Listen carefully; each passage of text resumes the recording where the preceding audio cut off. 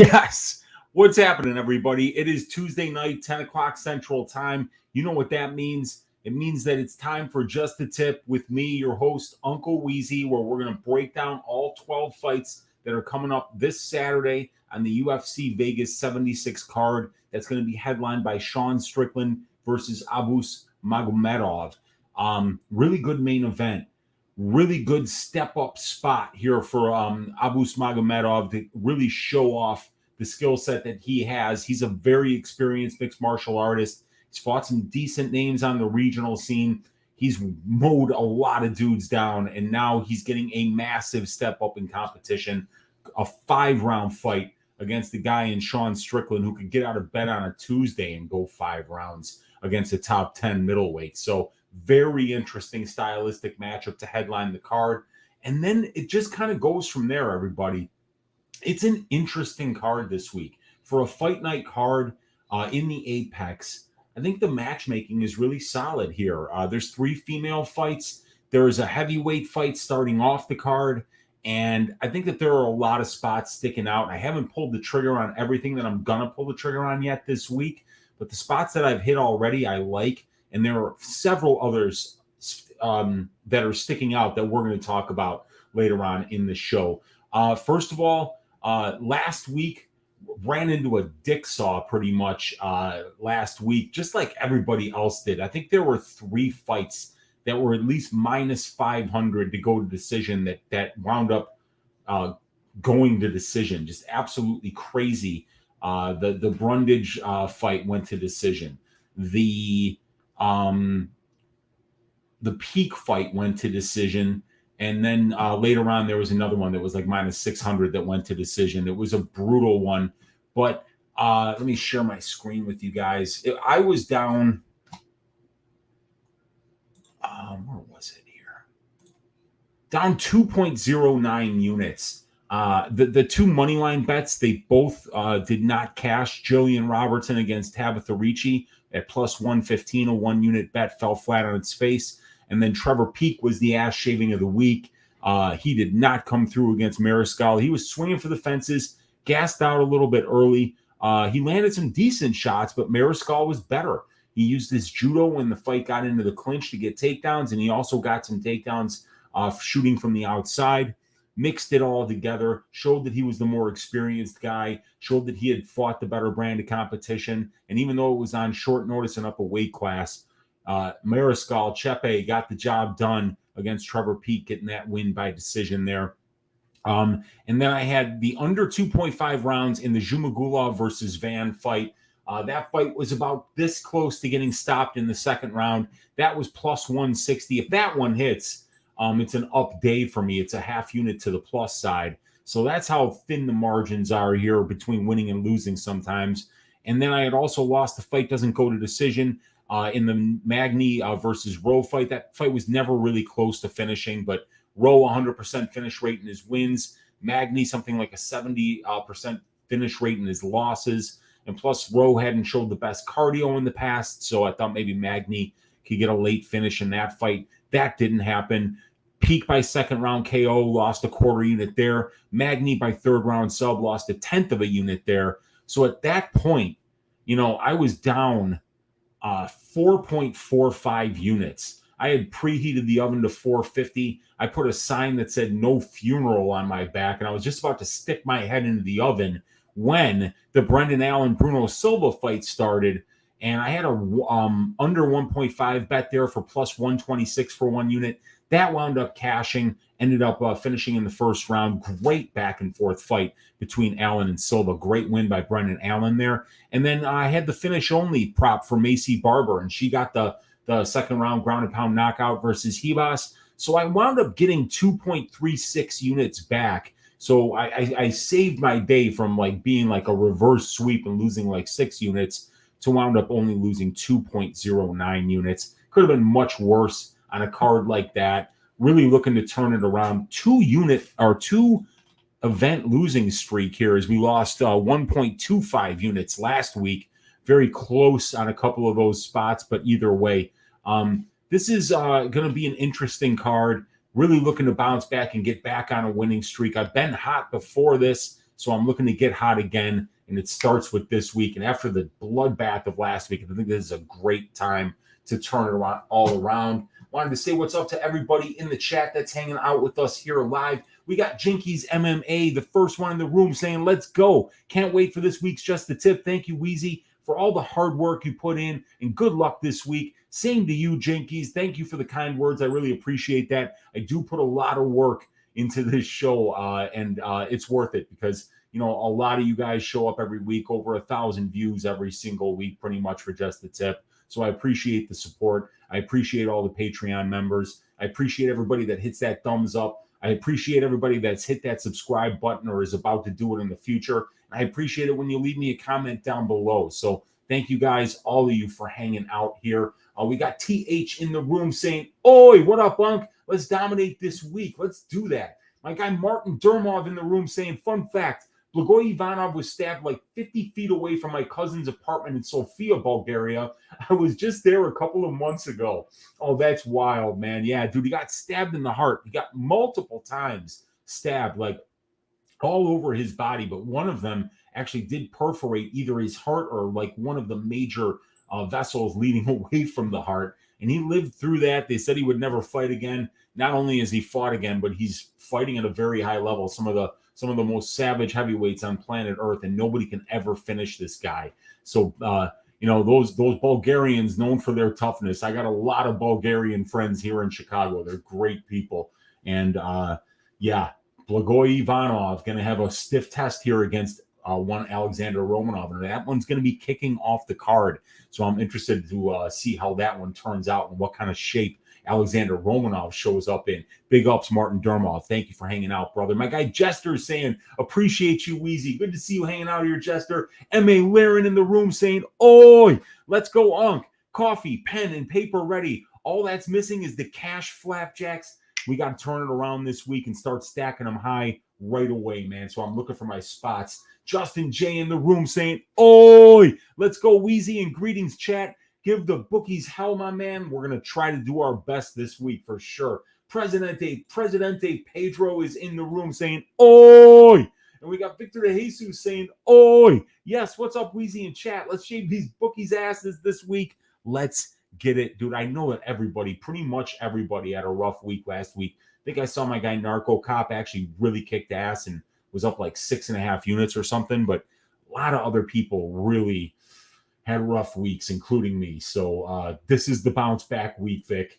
The Moneyliner is in the room. What is up, dude? Thank you for hanging out in here. We got Antonio Esparza saying, oi, what's up, Unk and Shaq? We got the Moneyliner saying, let's go. Let's go. Terry Mizzo is in the room saying, I guess Macy did run through Hebos. What's good, Weezy? Yeah, she did. That was a wild one, man. I mean, I'm glad I cashed on that one. I really needed that to like help get my day to a respectable losing day instead of like the losing day where you stick your head in the oven and have a sign on your back that says no funeral. So I'm really glad that Brendan Allen turned it around for me and that Macy Barber finished the job for me, getting me back to being only down 2.09 units. Corey Mann saying, oh, we got SD Crusader saying, what's up? What's up, SD? Corey Mann in the room saying, I definitely ran into a few dick saws. Yeah, it can happen. Dude, I did too, man. I can't believe Zhumagulov couldn't get a second takedown. Oh, yeah, dude, I was going to play that over 1.5 on Prize Picks. By the time I got to it, it wound up being 2. And at that point, I actually thought, you know, I'm not going to do it. I liked the 1.5. I would have bet the over a 1.5 if it had still been there on Prize Picks. But because it wasn't, I know my Prize Picks play did hit. I think I had the under for Cody Brundage fantasy points. I think I had the over. No, was it over 1.5 takedowns for Brundage? I think it was over 1.5 takedowns for Brundage. Either that or the under in the fantasy score. They both hit. And then it was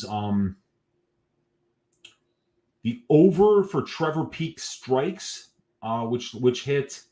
And I don't know. There was one other. So I wound up hitting my play, but it was only because the Zhalgas 1.5 takedowns wasn't available for me. Bravo 2001 saying, my boy Jenkins pulled through last week. Let's have a good one this week. I wish I had bet on Jenkins, man. I was looking at that plus 180 all week. Didn't pull the trigger. That fight could have went either way. I know a lot of people had it. Emmers 30-27. I thought the first 2 rounds could have went either way. The third round was all Emmers. But wow, yeah, that's a great cash. Well done there. Matt Campbell saying, stuck in deadlock traffic. Just a tip is saving me from putting my head through the steering wheel and running someone over. Matt, you are preaching to the choir, brother. You guys know your Uncle Weezy is an affable, fun-loving, life-loving guy. If you saw me in traffic, you would be like, what the hell is wrong with Uncle Weezy? We got to have a talk about Uncle Weezy. He has a rage problem. I'm addicted to rageahol. I am a rageaholic, but only when I'm behind the wheel of my car, man. I hate traffic. I hate everybody else on the road. If you're on the road and you're in front of me, chances are I'm hating you at some point. So please try to keep it calm. Do your best, Matt. I'm a hypocrite for even telling you to be calm in traffic because I've never done that once, but let's get you home so that you can enjoy just the tip with a cold beverage and put your feet up in the comfort of your own home, Matt. We got Daz Files saying, oi, good luck this week. Good luck to you, Daz. We got Giga Chat of NPCs is in the room saying, to be honest, I was on Strickland, but after looking into the tape, I really think Abus is going to sleep him, to be honest. Cannonier did not land one decent shot early, and Strickland will finally have shorter reach here. Very interesting main event. I'm looking forward to breaking that one down for you guys because there's going to be a bet that actually there is a bet that I already made on that fight. I didn't even get to announce it to my Patreon yet. So we got Rendog in the room saying, oi! And we've got Giga Chad saying the last time a shorter reach than his opponent was Alex Ferreira. Abus has a 78-inch reach. Yeah, Abus is absolutely huge for the division. We got Antonio Esparza in the room saying, yo, if Romanov looks like he did on the scale last time he fought, do we auto bet Ivanov? I would say yes, especially if you're getting plus money on him. I would say yes, because the one thing that you can count on is Ivanov's durability, right? So I think that if Romanov shows up in shape, a really good bet might be fight goes to decision, because I don't think Romanov is going to finish Ivanov, and Ivanov probably doesn't finish an in-shape Romanov that's getting takedowns. So I would think that would be a good way to play that fight. But we got to find out. Like we're missing information. That last performance from Alexandr Romanov was such an outlier in terms of how he looked conditioning-wise, and the performance that he put on. It was god awful. He's never looked that bad in the cage. So we've got to find out if this dude's been training. The hype video that we showed on Stat Diggers, hot. I mean, steaming hot. It's got the streets on fire right now in Moldova. I mean, you can't go anywhere in Moldova without hearing that track just, busting through the speakers while the screen is shaking. To those 5 separate pictures of Alexandr Romanov. One of them being an empty pair of gloves. The hype video is good, but he's going to have to even do better than that hype video in order to get that win on Saturday. So we're going to have to see what kind of shape he shows up in. Nathaniel Clayton saying, first time coming across your channel. Nathaniel, thank you for hanging out, brother. Hit that subscribe.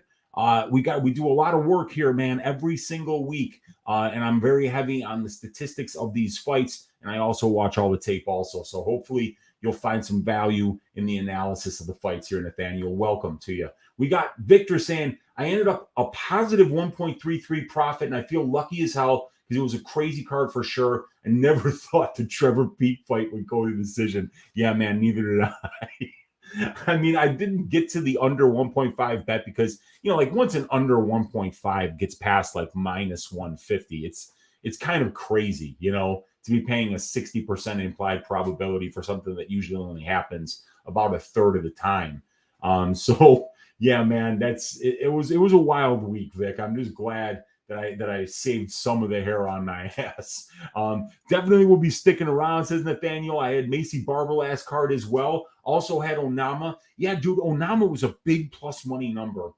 And I kind of felt like I was going to sit back and watch that fight and gather information on Onama. And I got the information that I needed, that, the kid is still young. The kid is still improving now that he's over there at Factory X. He's going to be getting just as good a coaching, if not better, than what he was getting with James Krause over at Glory. So, I think it's going to be a good spot for him.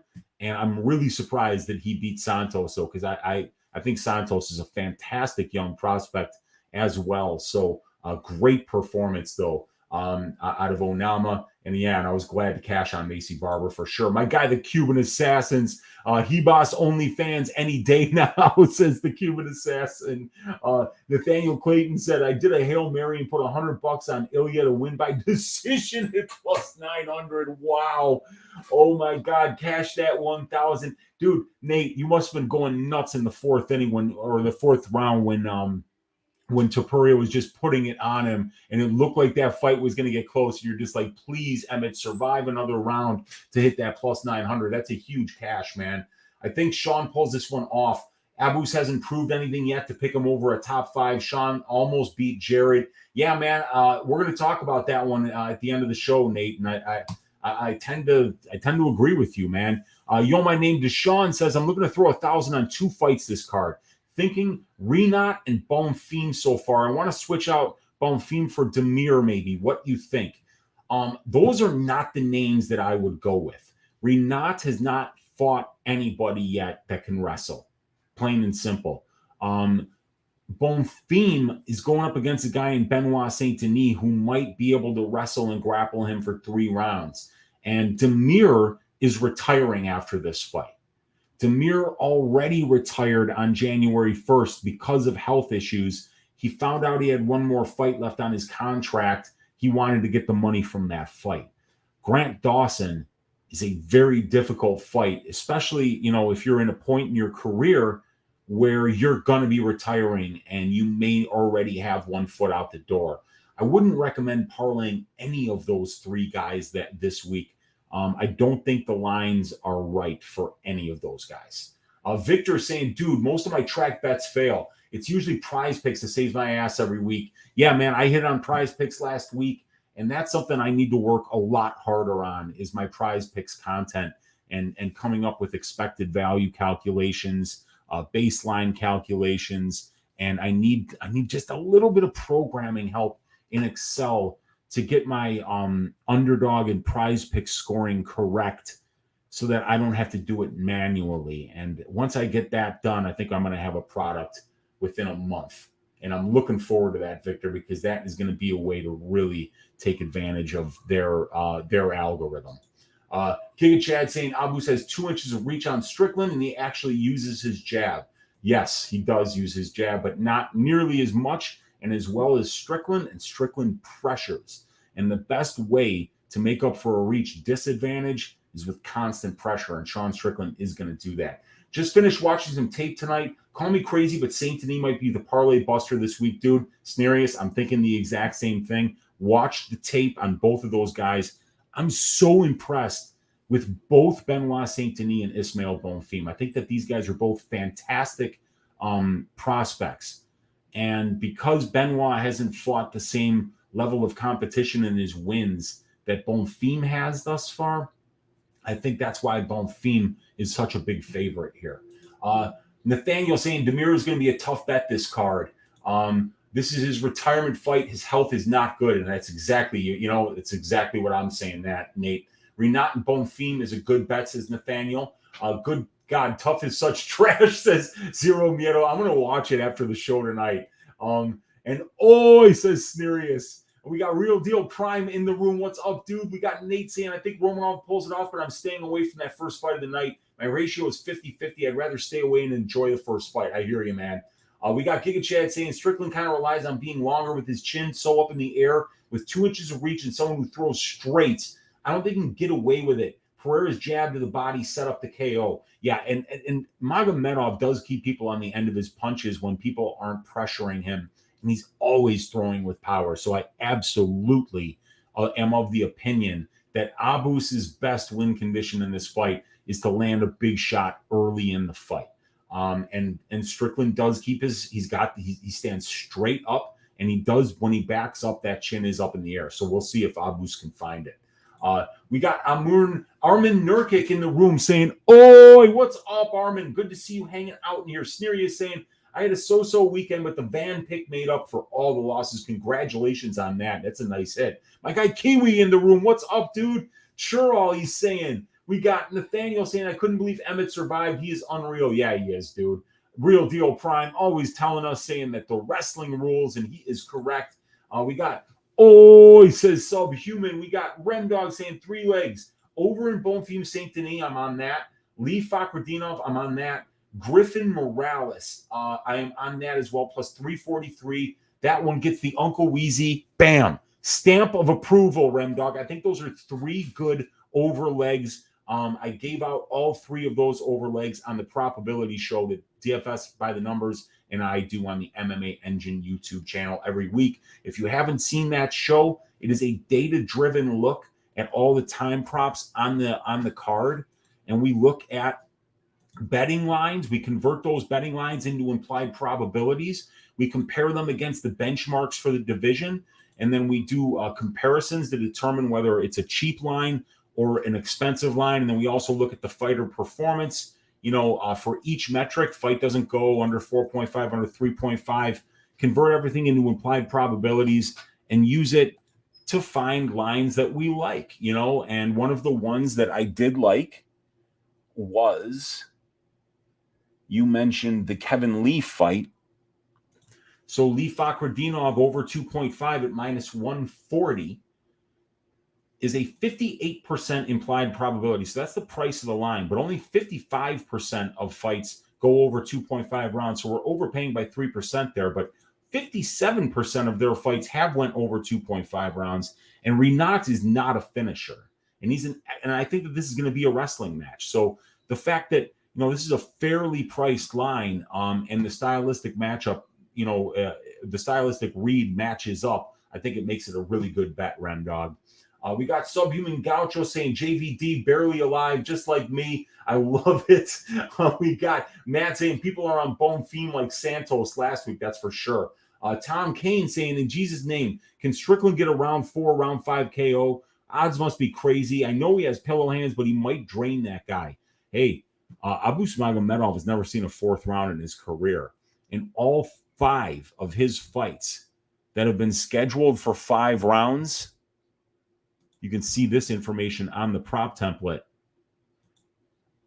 Abus Magomedov, outside of the UFC, has had 5 fights scheduled for 5 rounds. All of them haven't went to decision. All of them have finished inside the distance, and all of them have finished inside of round 1. As we can see in this column right here, 5 of 5 of his fights have finished inside of round 1 that have been scheduled for 5 rounds. So, yeah. Round 4, round 5 KO potentially, because we've never seen Abus fight past the 15-minute mark in his entire career. Sneery is saying, agreed, Matt. If Saint-Denis loss was his debut up a weight class, he took Zaleski down impressively in the first round before being overwhelmed by the experience and the power. Mark my words, I'm some number of interactions away from Lou and Chris Curtis in rural Penn. Going to be the fight of the century. Is Lou going to be fighting Chris Curtis? I think that would be a big fight. I mean, that's a big payday for both guys. I think Lou might be a little bit undersized against the Chris Curtis, against a middleweight, but that's going to be a scrap. An absolute scrap. Nathaniel Clayton, get honest breakdowns. You were right about Bonfim and Rinat. Tough fights. And Santos threw that fight away, grappling when he didn't have to, then gassing himself out. Bonfim always chooses to fight standing. That's correct. And might have to take Abus' first round KO. Yeah, man, I don't think it's a bad idea, dude. I think that might be his best path here. But we're already 25 minutes into the show, you guys. We got to get to work. We got 12 fights to break down here. So let's start with the first fight of the night, which is going to be Alexandr Romanov at minus 135 going up against Blagoy Ivanov, plus 115. Fight doesn't go to decision at minus 215 for this fight. All these stats, by the way, you guys, they are available on my Patreon, and the Patreon link to the Patreon is in the description of this video. Absolutely the best way to support me and my work. Thank you for hanging out, all 44 of you. Let me take you on a journey through all 12 of these UFC fights. We're going to break them down from nose to toes, from north to south, from east to west, so that we can all find ways to stack cashed tickets like flapjacks and make some money on UFC Vegas 76. Romanov versus Ivanov. This is a fight that I already have a bet on. I've got a 2.5 unit bet on the Blagoy Ivanov finish only prop. So the fight, if the fight goes to decision, the bet's null and void and you get your money back. Blagoy Ivanov has been finished once in his career. It was by submission, I believe, to Alexandr Volkov many, many years ago. He really doesn't get finished. And Romanov has been finished by knockout once, and it was by who? Alexandr Volkov in the last fight. So that is something that Ivanov and Romanov share, is that both of them, their only finished loss in their career came at the hands of Alexandr Volkov. So we've got a guy in Ivanov who's a Sambo champion. Very low output at distance. He doesn't really have a whole ton of power, but he's got a lot of durability. He can get takedowns. He can win minutes against the fence, and he's very durable. So he can kind of take the best of what his opponent dishes out and keep moving forward and keep landing shots. Every single fight that Blagoy Ivanov has been in the UFC has been a very close fight. He lost by unanimous decision to Tibura. He won by unanimous decision to Lima. The Sakai fight was a split decision. The Lewis fight was a split decision. The Tuivasa fight was a unanimous decision. But he's just there. You know, he's good at what he does. He can win a little bit of time with the grappling, but he doesn't have the best cardio, so he doesn't go to the grappling much. He's only attempting 1.96 takedowns per 15 minutes, only getting 0.78. While a guy like Romanov is going to that wrestling. He's attempting 9.37 takedowns per 15 minutes. He gets 4.96. And that the average heavyweight rate for takedowns per 15 minutes is 1.1. So, you know, Alexandr Romanov being at 4.96 takedowns per 15 minutes is 3.86 above the average for the division. You can also see these fantastic control time numbers for Romanov.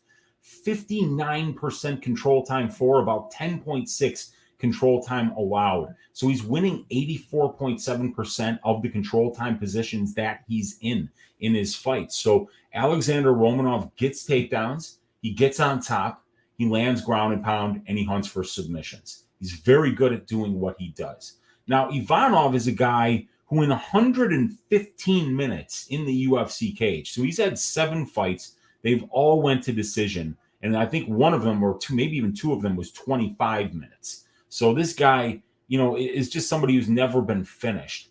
In all that time, in 115 minutes, he's only been controlled 11.75% of the time. So, you know, about 13 minutes of control time that he's given up out of 115 minutes. So, you know, Romanov is going to have to do what he always does, because he just doesn't do enough on the feet.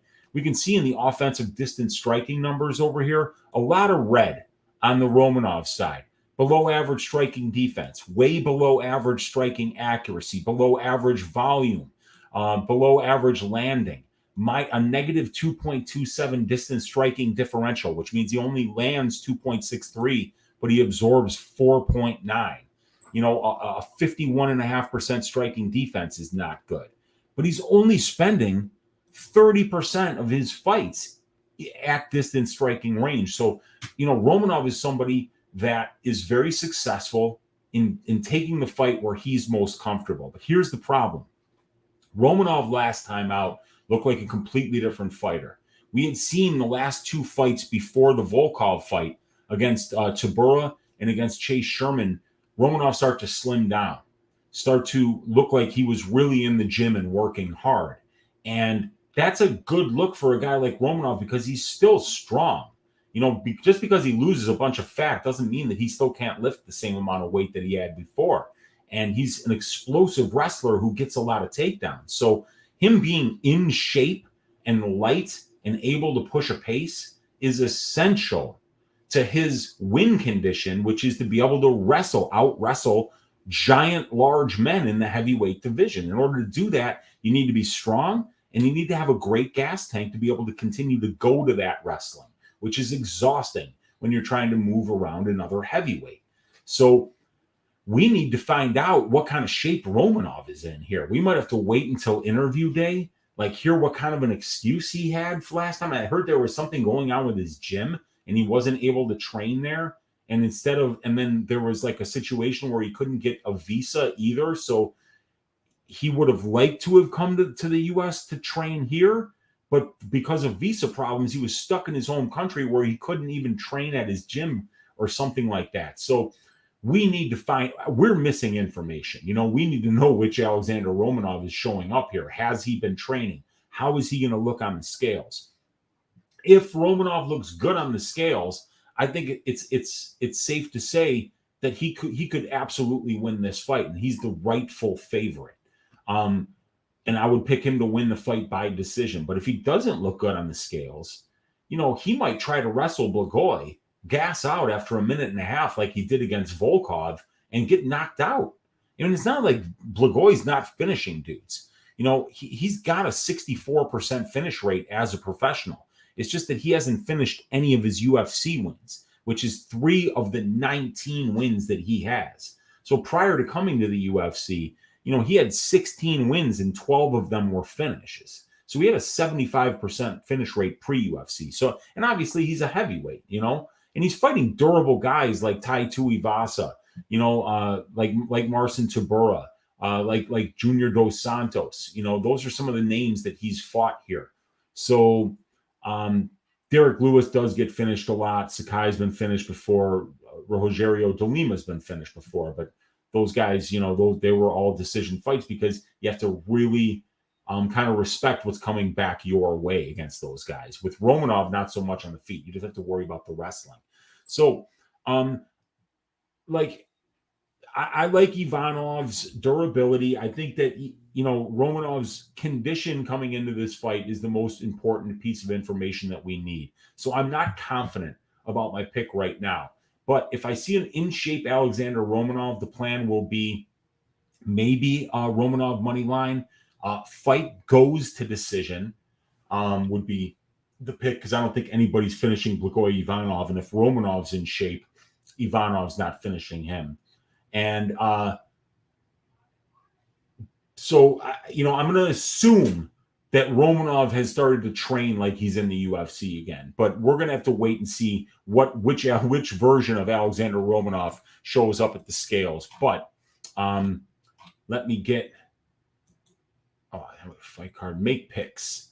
And for now, you guys, I'm going to pick Alexander King Kong Romanov to win by decision. But I do have a 2.5 unit bet on the Blagoy Ivanov finish only prop at plus 200, 2.5 units to win 5. I feel it's a very low risk bet, but I do realize that Blagoy could get finished if Romanov is in shape, ready to wrestle, gets takedowns, and gets to advantageous positions. I could see him getting a ground and pound knockout or a submission. And I feel that's the way that you would have to finish Ivanov. Because if you can't finish this guy with a knife to the heart, I don't think a right hook is going to do it either. So, yeah, we're going with King Kong by decision here. But like I say, it's a low confidence pick, and I'll have a lot more confident of a pick after I see Romanov on the scale and can ascertain whether he's been training or not. But for now, we're going with Alexandr Romanov to win by decision.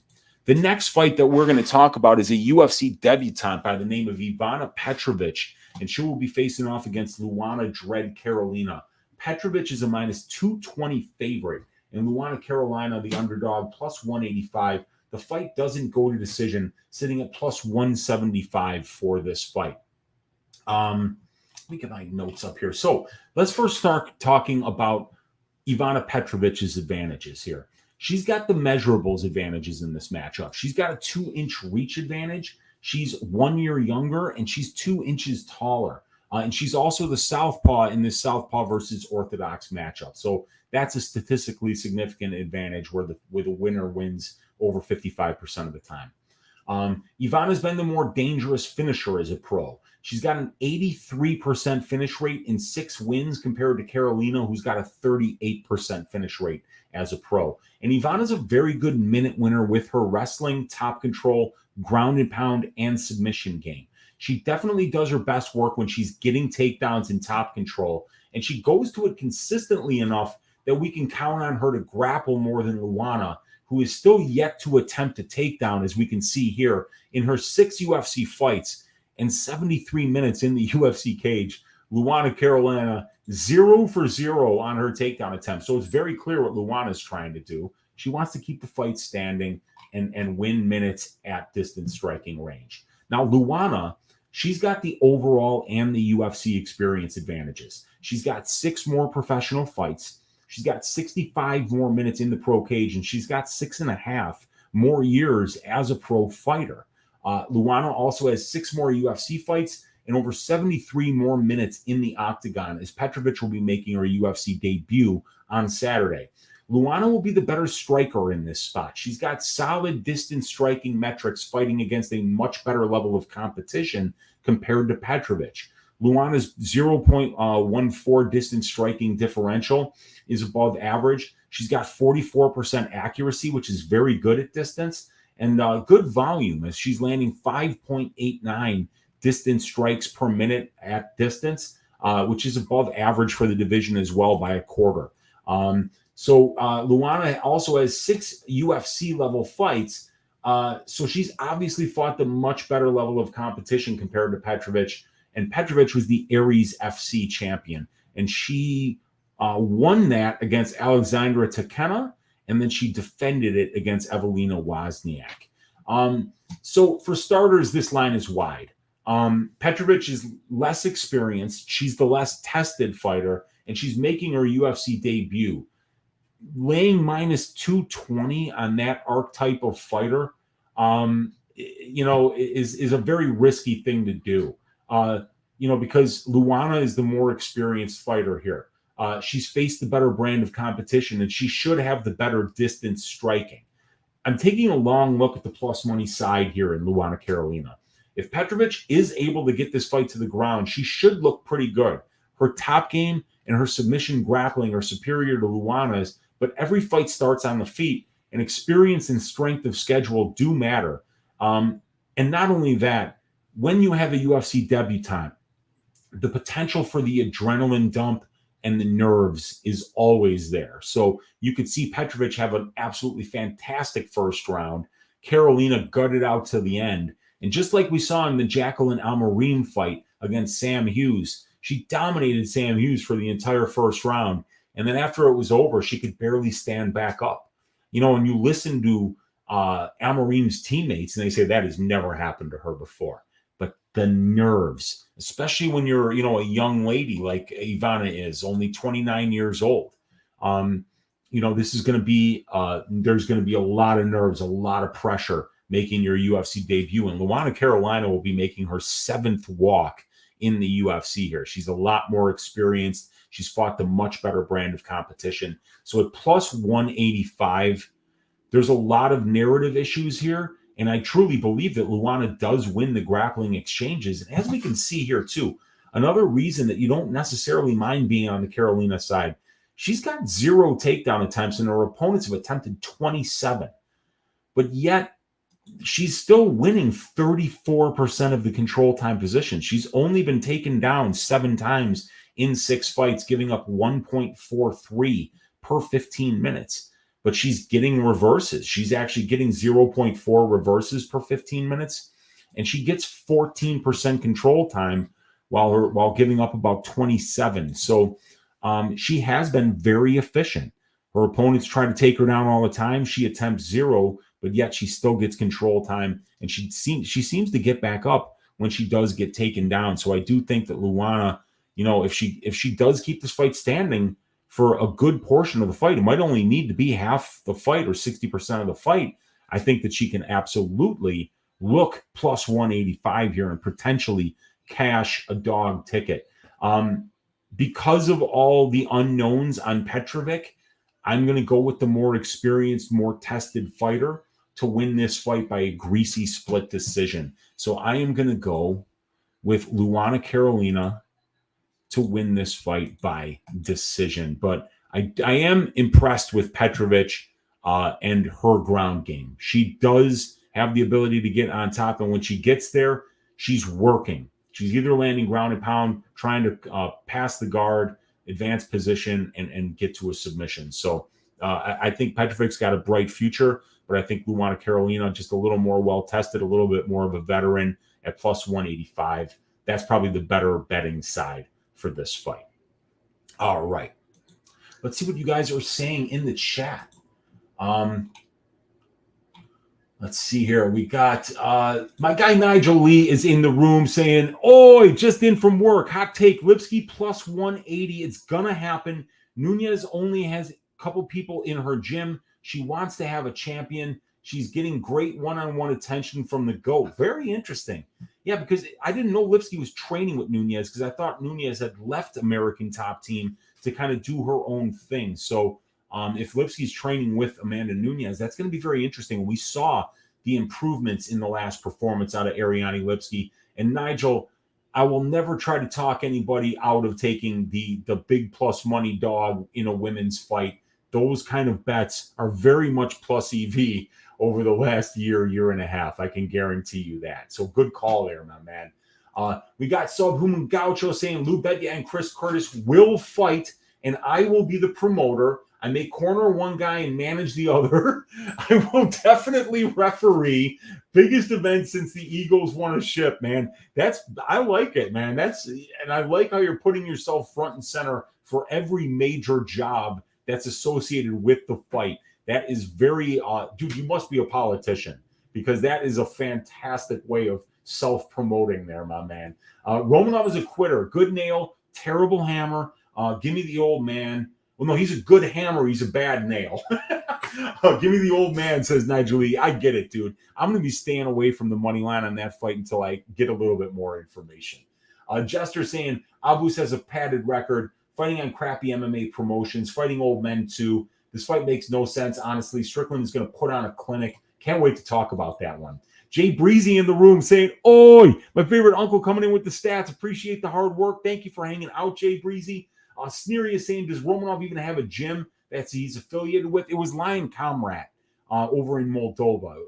COMRAT, Lion Club Comrat, I believe. But what I found out last time was that I don't know if the gym is still open. So we're going to have to do some digging here on what this dude is doing and where he's training. Meanwhile, Ivanov's over at American Kickboxing Academy in California. I know that, dude. It's a great gym, and Blagoy's been there for a very long time. Romanov only going to be able to forearm choke his chicken on a 3-fight skid, and yes, he lost to Espino. Yes, he did lose to Juan Espino, no doubt about it. AFG Baller saying, Meezy, you cost me bread with Trevor Peak. Well, I'd like to blame Trevor Peak for losing the fight. Actually, I didn't lose the fight. I just bet on Trevor Peak. But AFG Baller, since you're a baller, you can obviously afford to lose the money and come back next week and get the money back. You know, that's what us gamblers do. We've got Greenbat saying music, house, tribal, deep, progressive, soulful, Latin, disco, garage, Chicago tech. Which one, Weezy? Deep. Deep house, jazz house, disco house. Those are my favorite brands of house music. And I appreciate you, Greenbat, for always hanging out with us, man. Sneery is saying Ivana looked decent in her last fight and could have found a way, but battled back. She's got some dog in her. Yeah, man, that was a good fight. I like that fight. She lost the first round, came back and won the second, and got the finish in the third. Ivana crushes this gremlin, says Armin. Wow. Yeah, I mean, she could, dude. I mean, she's young, but she's not that young. You know, she's only 1 year younger than Luana Carolina. They were both born on June 11th, and it's Ivana who's 1 year younger. Cuban Assassin, what the hell is Kevin Lee going to look like, Weezy? That is such a good question, and that's why I have no money on that fight, because I have no idea what Kevin Lee is going to look like, and I have the exact same questions and concerns as you, my man, Cuban Assassin. I have no idea what he's going to do. Antonio saying, honestly, please tell me you aren't putting your hard-earned money on Carolina's money line. I have not done it yet, Antonio. I have not done it yet, but I might. There is a possibility I might get there. It's a numbers thing. It's purely a numbers thing. We got to be about the number. We can't be biased about the fighter. We're about being long-term winners here, and long-term winners always consider the number. MMA Hedge Funds is in the room saying, how big of a favorite is Romanov if the Volkov fight never happens? Probably minus 250, I would say. But the Volkov fight happened, unfortunately, because I lost money. I think I had like 2.5 units on the Romanov money line. So I don't want to overreact and say Blagoy just destroys him. But I did take that finish only prop because I know I can count on the durability of Blagoy Ivanov. We got Carolina backers stand proud. There we go, SD. Kevin Lee is now a Muslim, so no mythical fighter could be. And maybe Rinat won't fight him now that he found out he's a Muslim.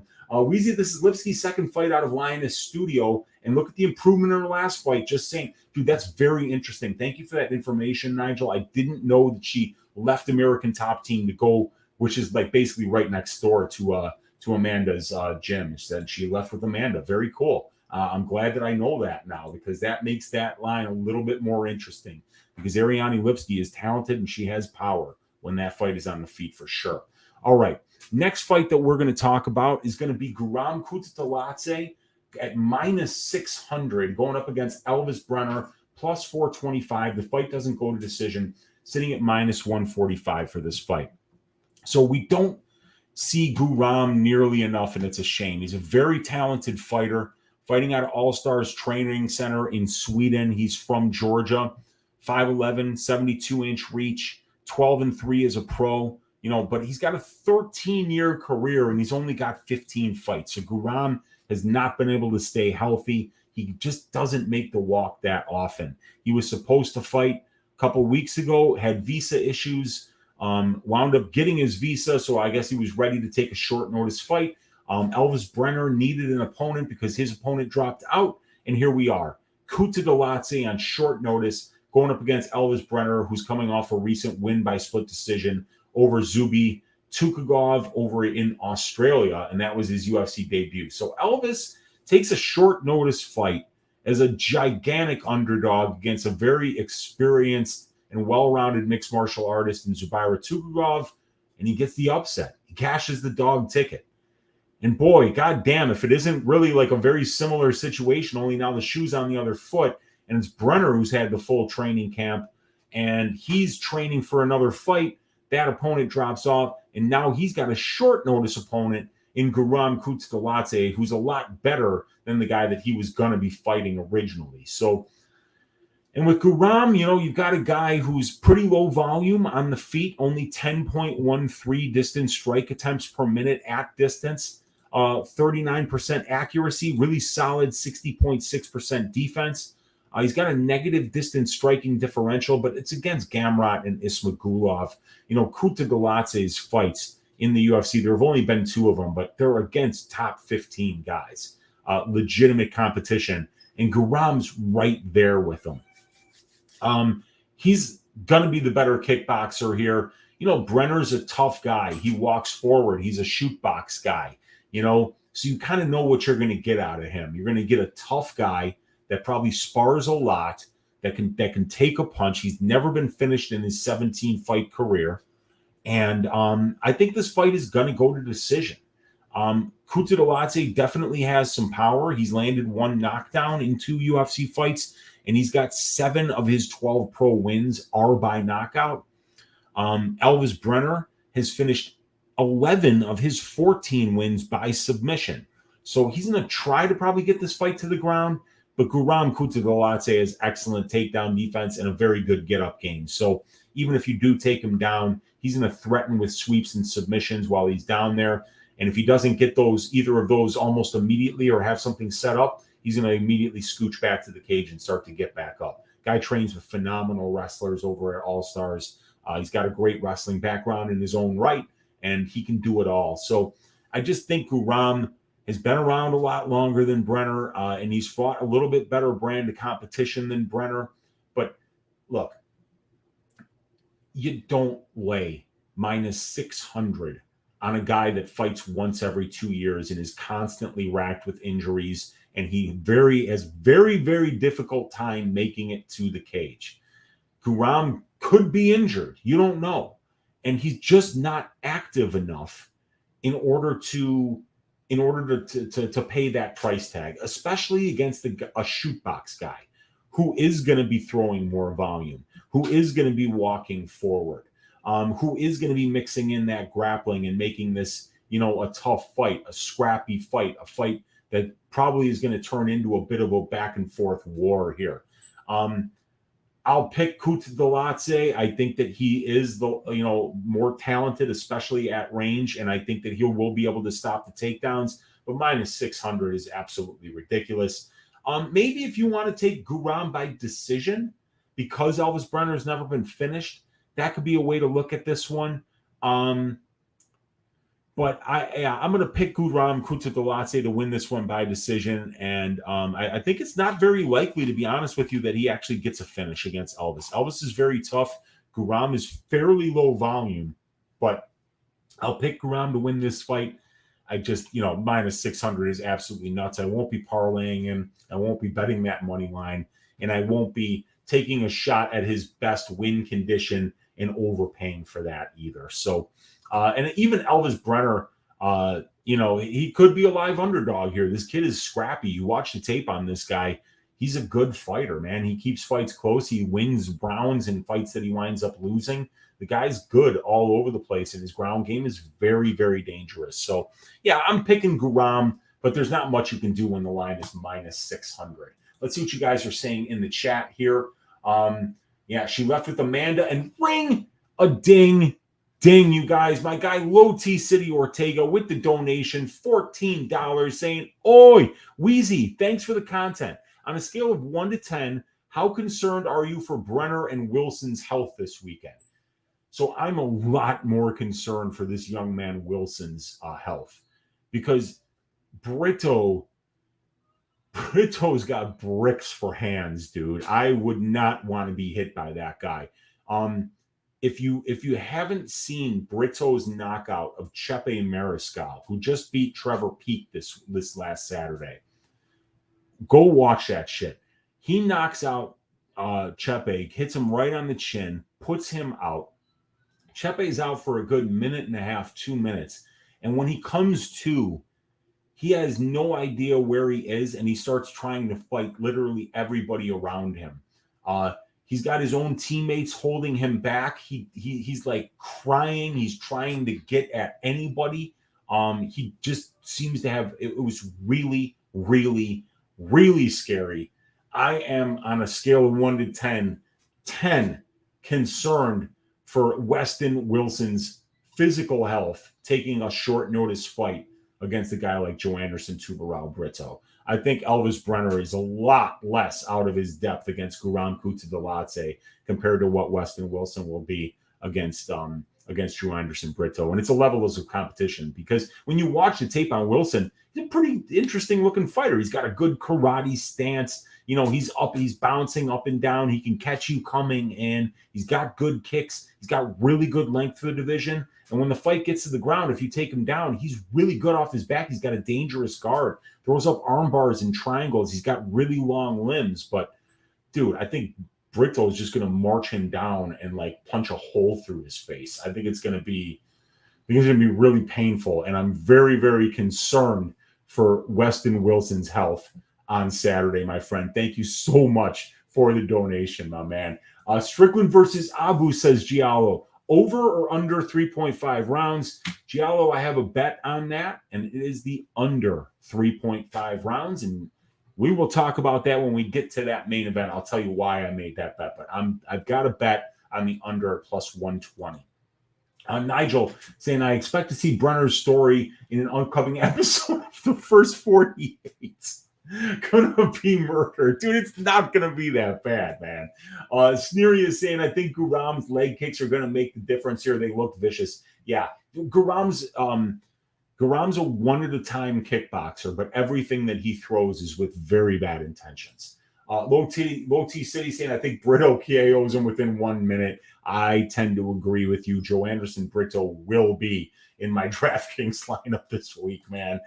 Victor saying, I don't believe Guram is actually fighting until after he's locked in the cage, even if he makes it to the weigh-ins. Yeah, dude, I'm with you on that, Victor. And like a fighter of that archetype where you're really honestly worried about them even making the walk, you just don't lay minus 600 on guys like that, in my opinion.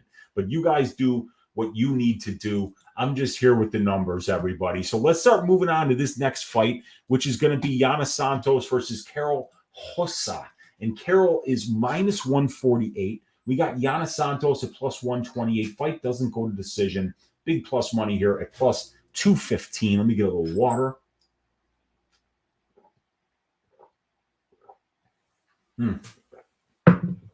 That's good. That's good water. 58 of you guys hanging out live in here. Hit that thumbs up for me if you can. Hit that subscribe button if you haven't already. And please consider joining the Patreon to get access to these fantastic stats. Only $10 a month for the matchup stats like this with the heat map. So you know not only what their stats are in every imaginable, conceivable category, but how they relate to the average for their division. So we're going to talk about this Yana Santos-Karol Rosa fight. First piece of information, this one's at 145, not 135. So Santos was supposed to fight somebody else. That fight was at 135, but Rosa is going to be the short notice opponent. Rosa has moved up to 145, so now Santos won't have to make the weight cut, and this fight will be taking place at 145, and they both should have no problem making weight. Yana has not looked good lately, but it's very important to note the level of competition, right? Because Yana Santos's competition has a 42-36 record overall in the UFC. 5.25 wins and 4.5 losses, the average record of an opponent that she faces. So Karol Rosa's opponents have losing records overall, a 0.93 win-to-loss ratio. And the girls that she's beating have a 0.7 ratio, while for Santos, it's 0.77.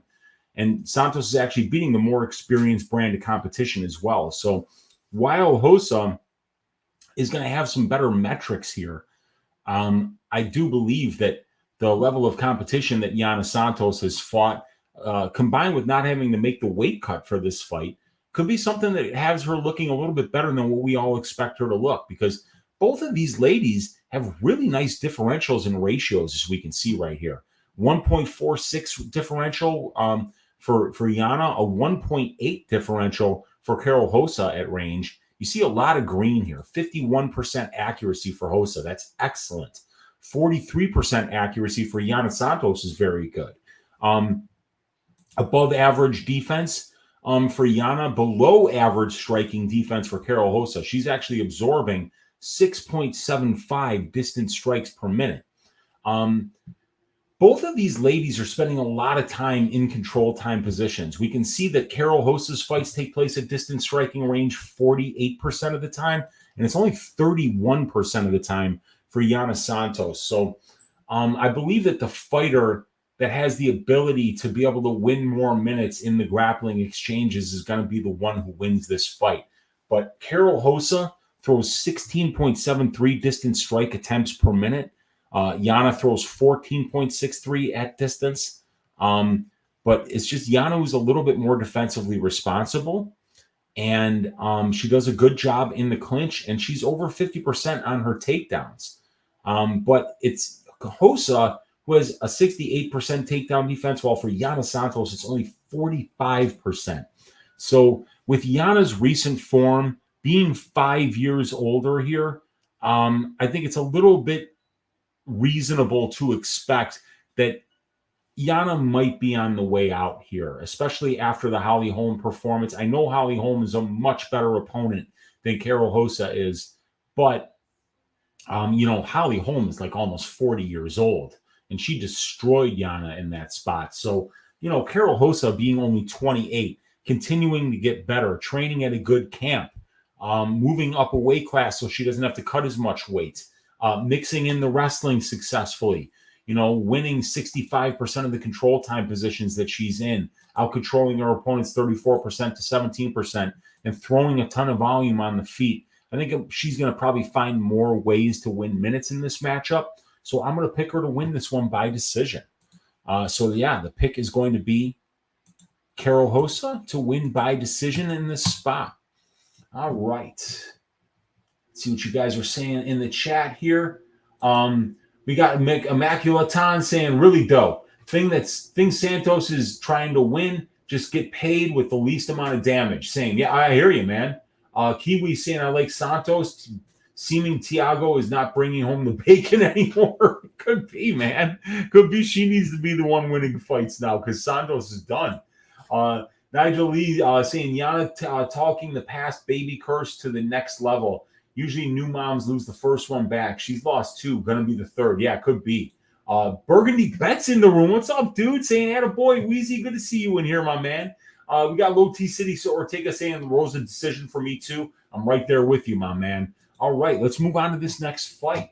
The next fight is going to be, oh, boy, Joanderson Brito at minus 1,400 going up against poor Westin Wilson. The comeback at plus 800. Fight doesn't go to decision at minus 500 for this fight. All right, so let's see what we got here. Joanderson Brito advantages. Brito's 6 years younger than Wilson. He actually has more time in the pro cage despite having 5 less pro fights. Brito's younger, and he has the high-level experience advantage here over Westin Wilson. Joanderson is an equal opportunity finisher. He's finished 12 of his 14 pro wins, 6 by submission, 6 by knockout, and he's got serious power on the feet. He's built like a fire plug. He throws with really bad intentions, and he has bricks for hands. He pressures constantly. He cuts off the cage, which would be a good strategy against an opponent like Wilson, who's long and tall. And Brito has a legit submission game. He's known as a pressuring, powerful striker who gets knockouts, but he's successfully mixed in the grappling against guys like Lucas Alexandr and Diego Lopez. So no matter where the fight goes, you can see Brito finding finishes. And he's definitely fought and beaten the better brand of competition in his career. There's a pretty solid strength of schedule advantage here for Joanderson Brito. Now, Westin Wilson is a really big and long featherweight.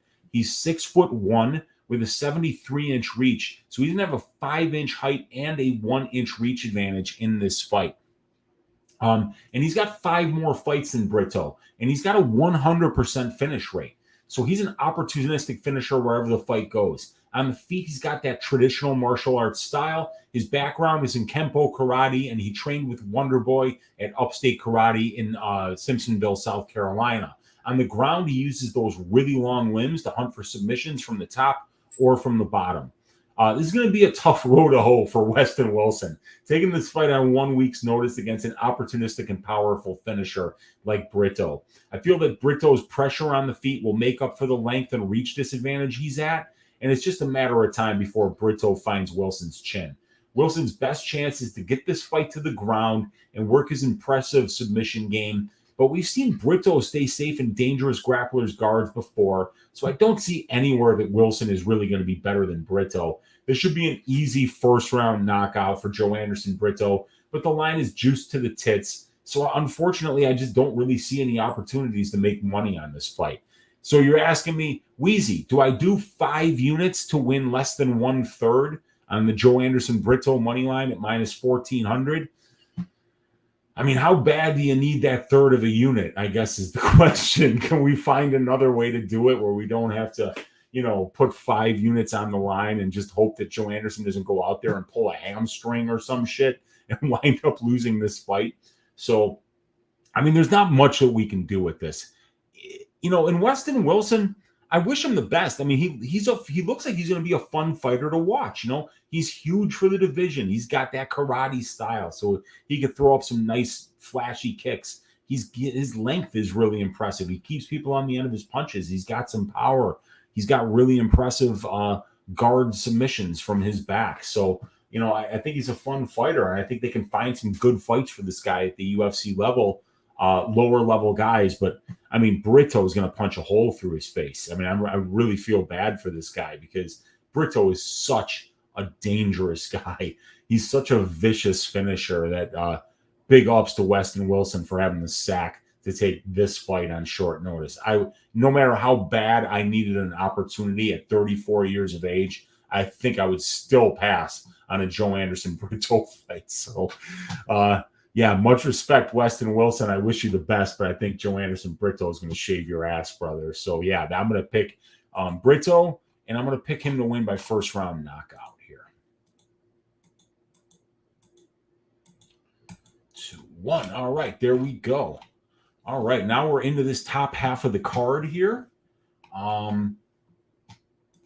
See what you guys are saying in the chat. We got Vic saying this may be my first bet of the night. Rosa by decision, just a small stab, nothing crazy. Yeah, there's nothing wrong with that. You can get a pretty good number on it. Let's see. Rosa by decision on Bet Online right now.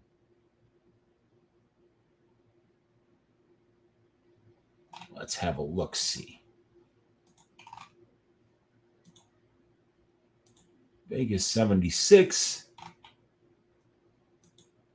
Rosa's minus 148. Rosa by points minus 115. That's trash. But you'll be able to find a much better line on Rosa by decision on DraftKings or FanDuel. But yeah, it's not a bad look. I think that's her best path for sure. Matt Campbell still insane, still trying to stay out of jail. Oh my God, dude, that traffic must be awful, Matt. My best wishes. Low T City Zane, I think he covers minus 1,400, and that's the hilarious thing. I think he might cover that too, dude. Rest in peace, Wilson, says Shane 766. Victor De Jesus, Brito by fucking murder. I tend to agree with you, Victor. Siggy does MMA in the room saying Brito was plus 110 via KO, but that line is now minus 105. My book didn't have the props up. Yeah, I don't mind that. I mean, I think you can absolutely find a submission too. That's the problem with betting fights like this, why I just stay away, because it comes down to that point where you need to like flip a coin and be like, is it knockout or submission? And you could easily be either. We got Wilson's face going to look like Tom Hanks volleyball. Poor fun. There's no doubt, man. Yeah, Weezy, I don't bet props on Bet Online. Yeah, neither do I, brother. Brito getting those Bo Nickel numbers. Yeah, he is, dude. I mean, Brito looks good, dude. I'm curious to see what the under 0.5 will be. We can find that one on DraftKings. So, yeah, I'm interested to see what that's at, too. But I'm sure it's going to be juiced to the tits as well. So, yeah, man, I'm going to be just staying away from this fight as a whole. All right, the next fight that we're going to talk about, Kevin, the Motor City, I was going to call him the Motor City Madman. That's not. He's the Motown Phenom, Kevin Lee at plus 161, going up against Rinat Fakhretdinov at minus 186. Fight doesn't go to decision, minus 110. Need to get this one out of the way. Rinat Fakhretdinov has been on record saying he will never fight one of his Muslim brothers, and Kevin Lee just converted to Islam. So, will this fight happen? Is anyone going to tell Rinat that he's fighting a Muslim here? We'll find out. But it's a very interesting spot here because, and I won't be gambling on this one, but because we don't really know what version of Kevin Lee is going to be showing up here. And he definitely hurt himself in the Diego Sanchez fight. So it's a 1-year layoff since the Diego Sanchez fight. And I believe he tore his ACL there. So he's had knee surgery as Kevin Lee. Don't really know what the health situation looks like here. And but he is the younger guy. So let's break this one down. Let's talk about this. And let me get a little water.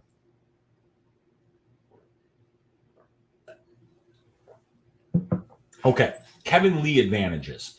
Despite being the more experienced and more tested fighter, Kevin Lee's actually 1 year younger than Rinat Fakhretdinov.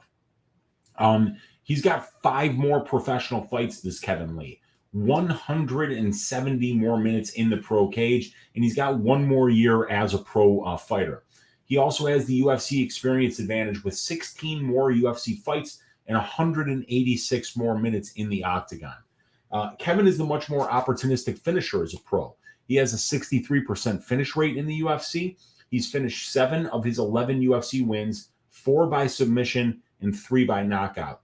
And Rinat actually has the higher finish rate as a pro, but Rinat has only finished bums, while Kevin Lee is finishing names like Michael Chiesa, Edson Barbosa, Gregory Gillespie, Francisco Trinaldo, and it just goes on from there, you guys. Kevin has been a phenomenal wrestler in the UFC. He's gotten 46 takedowns in 18 UFC fights. He averages 3.19 takedowns per 15 minutes and 0.76 submission attempts per 15 minutes. Kevin is winning 85% of the control time positions he has been in. He's out-controlling his opponents at a 5.76 to 1 ratio. Rinat's wrestling in the UFC has also been phenomenal, but the difference is the level of competition they have been in there against. Lee has been in there with the toughest guys to ever do it, and Rinat, outside of the Bryan Battle fight, has been in there with complete cans. The level of competition these two guys have been in there against is night and day. Lee has fought, beaten, and lost to the much, much better brand of competition in comparison to Rinat. Now, Rinat is the bigger dude. He's going to be 3 inches taller than Kevin Lee. Kevin is a former lightweight, and Rinat fought most of his career at middleweight. So it's very clear that there is going to be a size advantage on the Rinat Fakhretdinov side. And it's very clear that this probably is going to be a wrestling match. So Rinat's wrestling has been dominant thus far in the UFC. It's hard to know if it's because of the level of competition that he's looked so good, or if it's because he really is for real. His last 2 opponents have no wrestling at all, and with Lee, it will be the opposite. So this is going to be a very interesting matchup. On Saturday, we're going to find out if Rinat can wrestle against high-level wrestlers.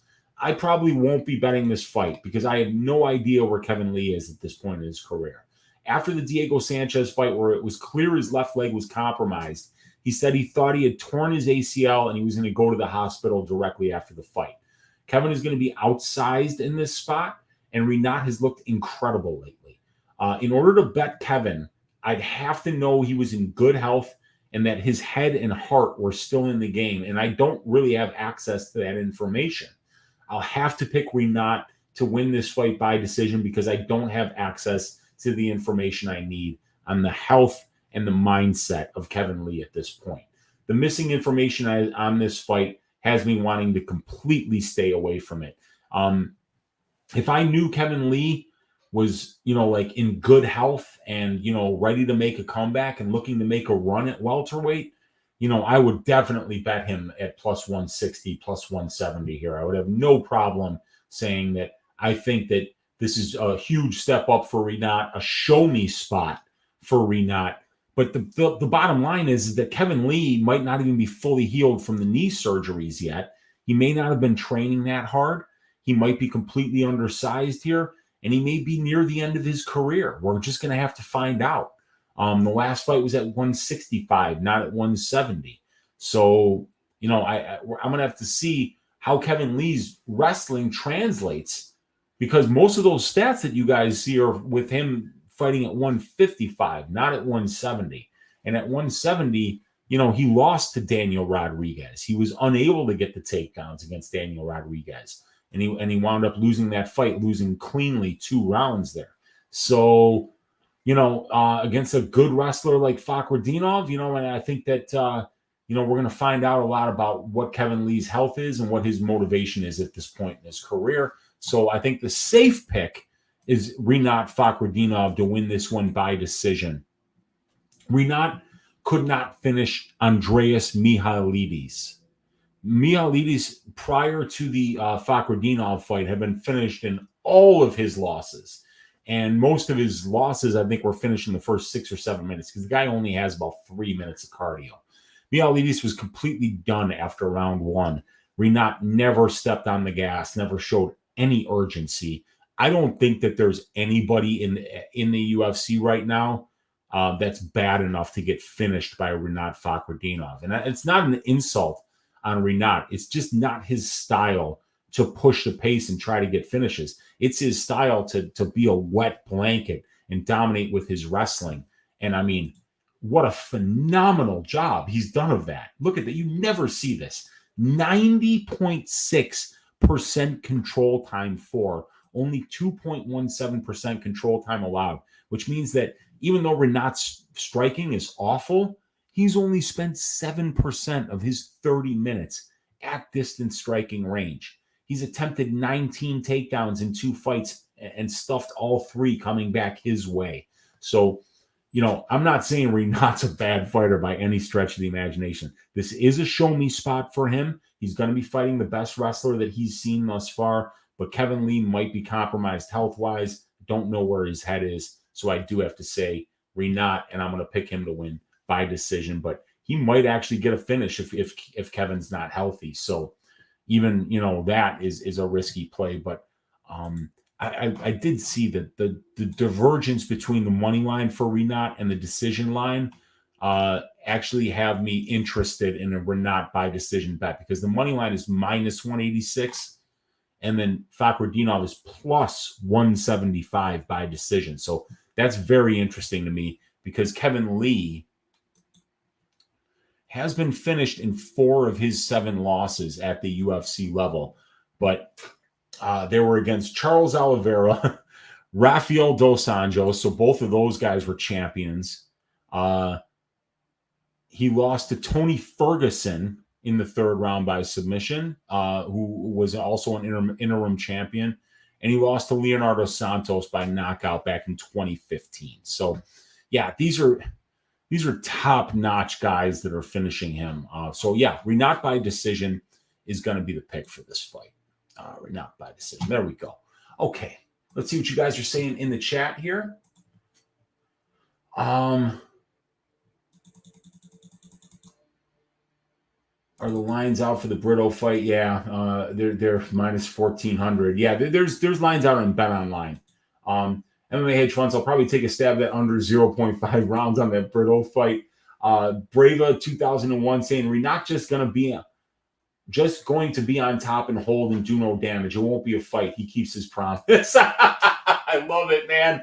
I love it. I'm surprised we're able to televise this fight, in all honesty. I like Kevin Lee, but almost good enough here. Yeah, we'll see, man. My guy XBL on Twitch saying, what's good, Unk, dude? What's good, man? It's good to see you hanging out in here. We got Sicky Does MMA saying the size difference is insane. Yeah, and Kevin Lee has been grappled before, getting double legged by RDA. I also don't think Lee is the same anymore. Yeah, you might be right about him not being the same anymore. That's what I'm worried about, too. That's why I'm staying away from this fight. But Fakhretdinov by decision at plus 175, that really, really tickles your Uncle Weezy's fancy over here. So I'm going to have to look some more into that line. Burgundy's saying strength of schedule versus size. In my opinion, Kevin's still younger. Yeah, Kevin is younger. Absolutely. Shane 766 saying too many unknowns on Kevin. Pass for me. I agree 100%, Shane. Sicky saying Kevin Lee is the most inconsistent fighter I've ever seen. One of them anyway, and didn't live up to his maximum potential. Yep. Nigel saying Kevin Lee made Diego Sanchez look like pre-Fabia version and coming off 2 knee surgeries. Can't be the Motown phenom if you got no wheels. Yeah, man, that's for sure, dude. And yeah, I mean, you saw Diego landed a big calf kick right off the bat.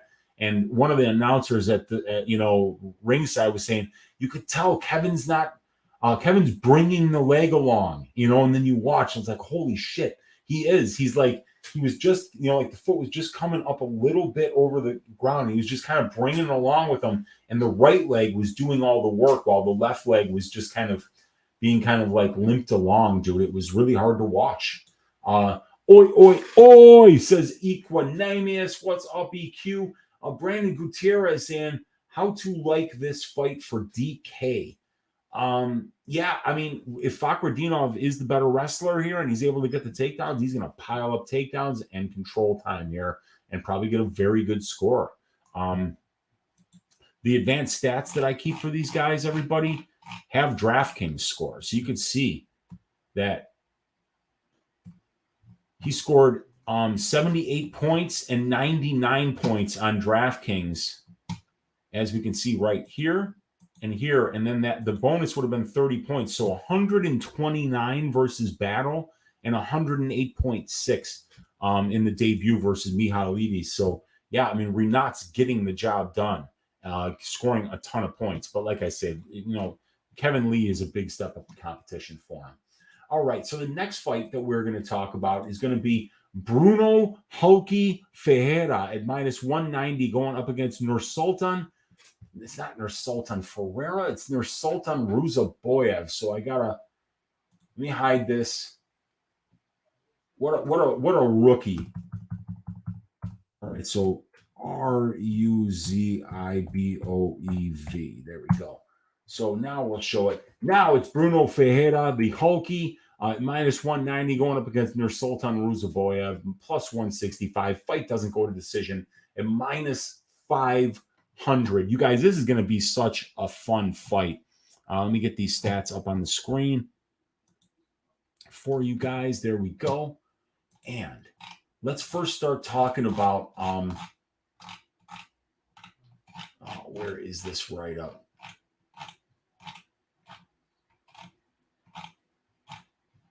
There we go. So let's first start talking about Bruno Ferreira's advantages after I get a drink of water.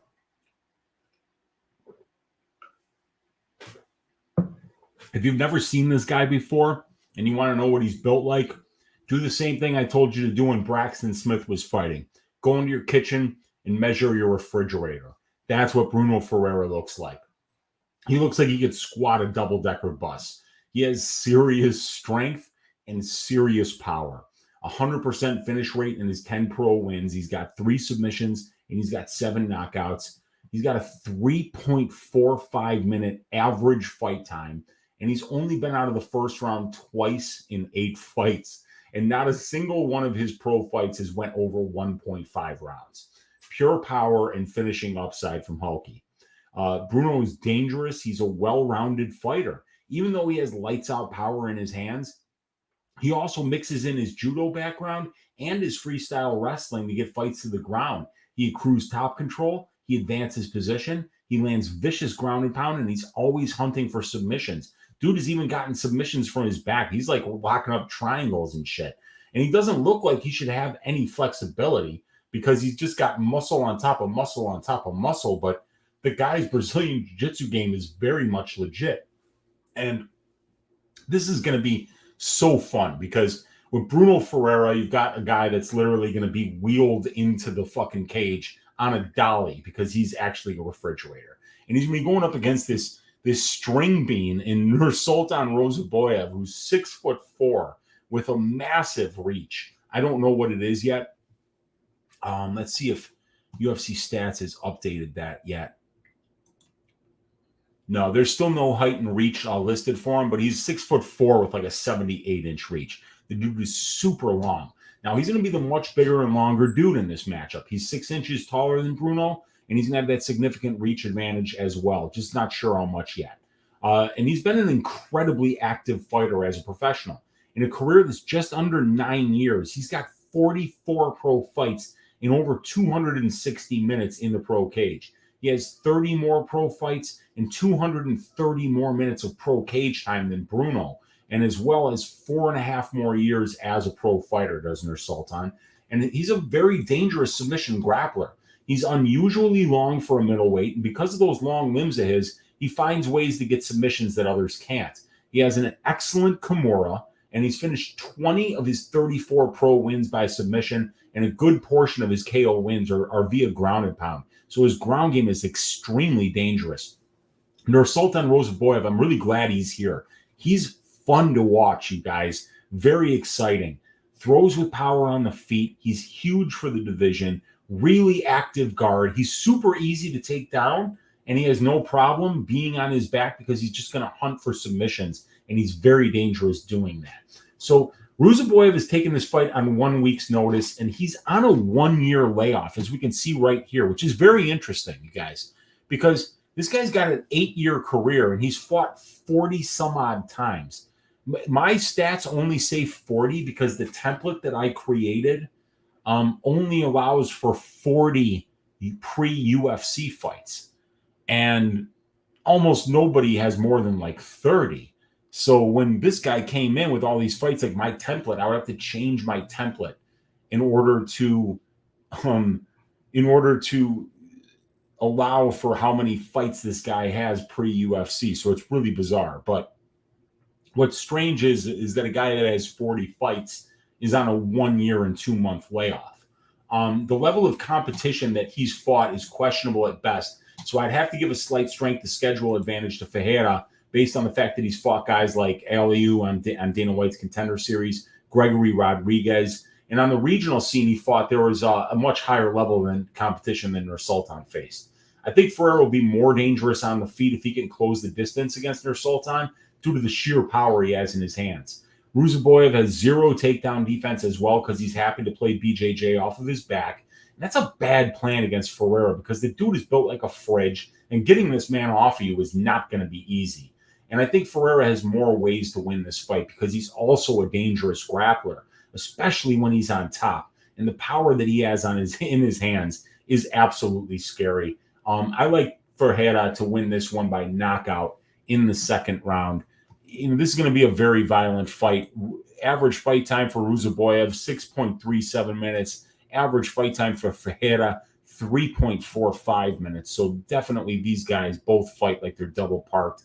I would be shocked if this fight went to decision, and I think that Ferreira is going to get it done by a vicious second round knockout. But I am really glad to see Nursulton Ruziboev here. I think he's a really fun prospect. It's a show me spot because when you see the guys that this guy is beaten, they're very low level promotions for the most part. I do know that he has a couple fights in Brave, but he didn't even get good guys in Brave because I think he got a couple of last minute replacements, because he had opponents pull out on him. So yeah, I'm going with Ferreira here. I think Ferreira is an excellent prospect. I think the dude is going to be a serious problem in the middleweight division. And Nursulton taking this fight on short notice, and making his UFC debut against the guy as dangerous as Ferreira, I got to go with Brunno here. All right, let's see what you guys are saying in the chat. If Rinat can knock a durable battle down, I suggest he could do the same here. His striking isn't as bad as we view it on paper. It's actually improving. Yeah, it might be, but I mean, Kevin Lee's got good striking too, and I think it's, whenever you're as good of a wrestler as Rinat is, it makes your striking better because people have to respect the wrestling so much that you can catch them off guard with your striking. So, yeah, I mean, I'm picking Rinat. I think there's just so many unanswered questions here about Kevin Lee that I don't want to lay my hard-earned money on him as an underdog. Siki saying Nursulton is getting absolutely smashed here from tape I watched. Can't believe I got Ferreira at minus 138, 2.4 units. Yeah, dude, I'm on Ferreira too, dude. I mean, I think that this guy is special, and I think that he's got a really good doctor. He's clearly been saying his prayers and eating his Flintstone vitamins because his physique is in phenomenal shape. We got Magic Marlin saying at one point Weezy Kevin Lee was legit championship level. Yeah, I know he was, dude. I know, but that was at 155. I think that's the biggest thing here is that how will the wrestling really translate for Kevin Lee at 170? Will he be as dominant as he was down at 155? Hulk Smash never made it past the second round, under 1.5 all day, says Nigel Lee. I'm with you. It's juice to the tits, but this thing is going under 1.5 rounds.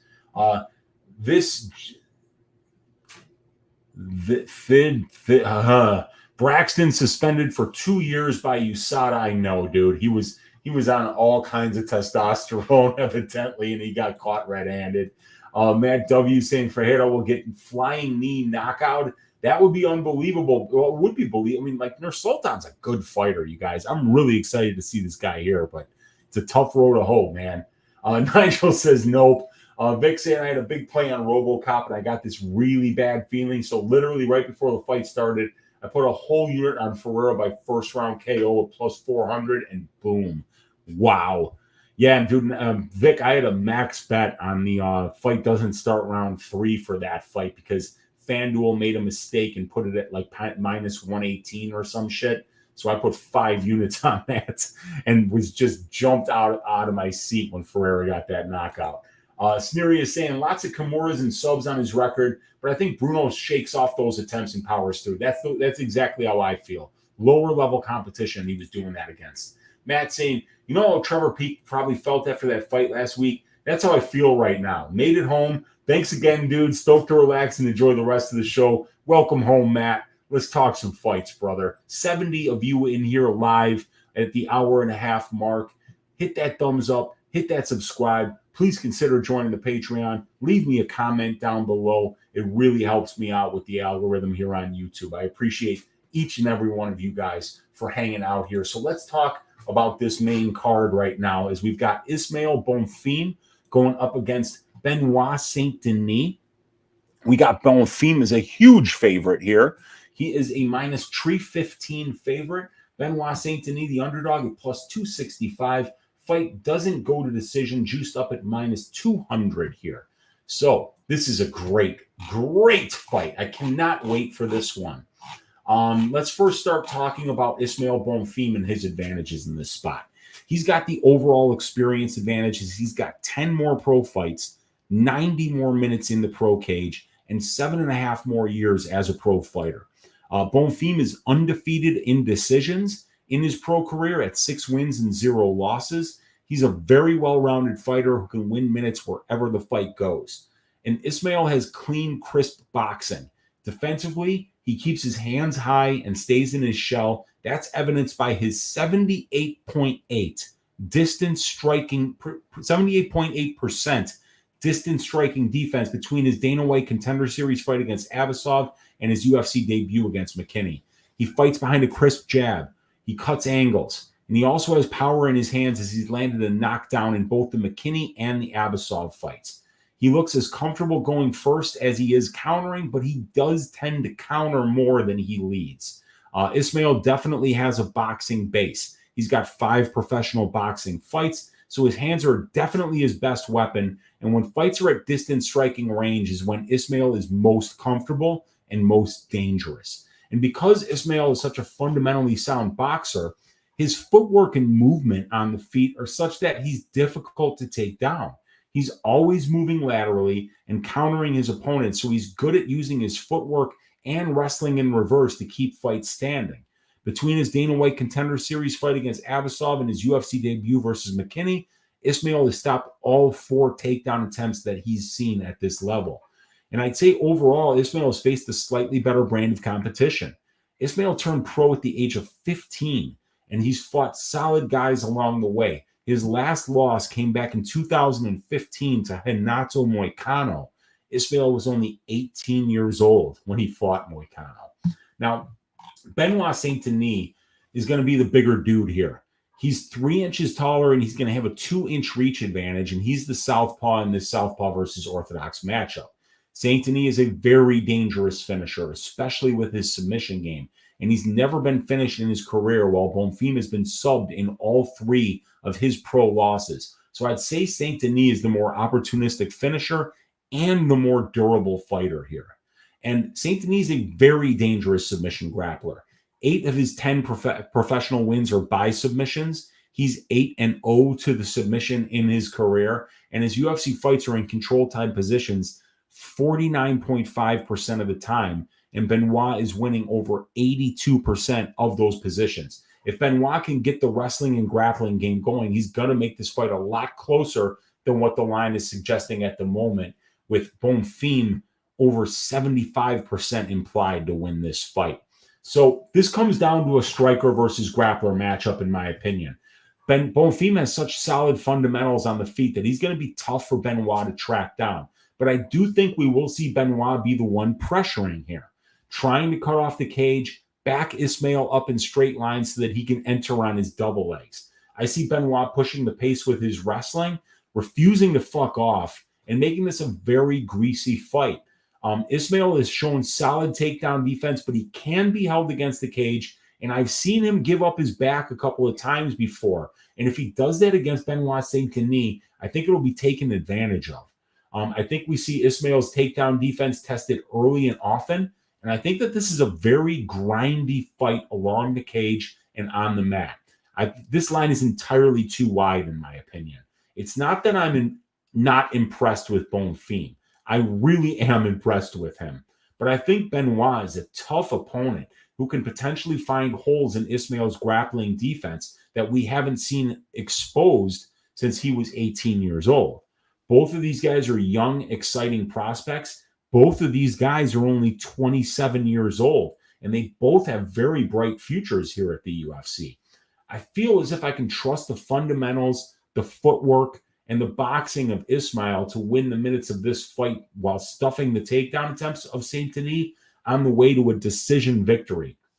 I'd much rather get Ismael Bonfim by decision at plus 325 than lay minus 310 on his money line, especially after noting how much durability and heart Saint-Denis showed in the Zaleski fight. So I'm gonna pick Ismael Bonfim to win this fight by decision, but I have no problem with anybody taking a shot on Benoit Saint-Denis' money line here, you guys. Really, I do believe that his wrestling and grappling are really good, and I know that we can count on him to go to it over and over and over again, especially now that he's down here at lightweight. There's no reason to sit in there and box with a pro boxer. Benoit Saint-Denis is a submission grappler. He does his best work on the mat, so I think he's going to make this a very grindy fight, and I think we're going to find out a lot about Ismael's defensive wrestling and defensive grappling and submission defense in this fight. And if it's not as good as we think it is, he's not going to look minus 315. So I would not lay minus 315 on Bonfim's money line. I would not parlay his money line. But knowing how durable Saint-Denis is, and knowing that his path to victory in this fight is to make this a grind, to wrestle, I like fight goes to decision here at plus money, and I like that Bonfim by decision at plus 325. I think those are both fantastic bets. I haven't touched either of them yet, and I'm also looking at the over 1.5 rounds for this fight as well. Very, very interesting fight. High-level prospects here. I'm picking Bonfim with a little bit of confidence, but I'm looking to touch up several bets for this fight because I think that there are several good spots. Let's see here. So, yeah, Bonfim by decision is the pick. Let's see what you guys are saying in the chat.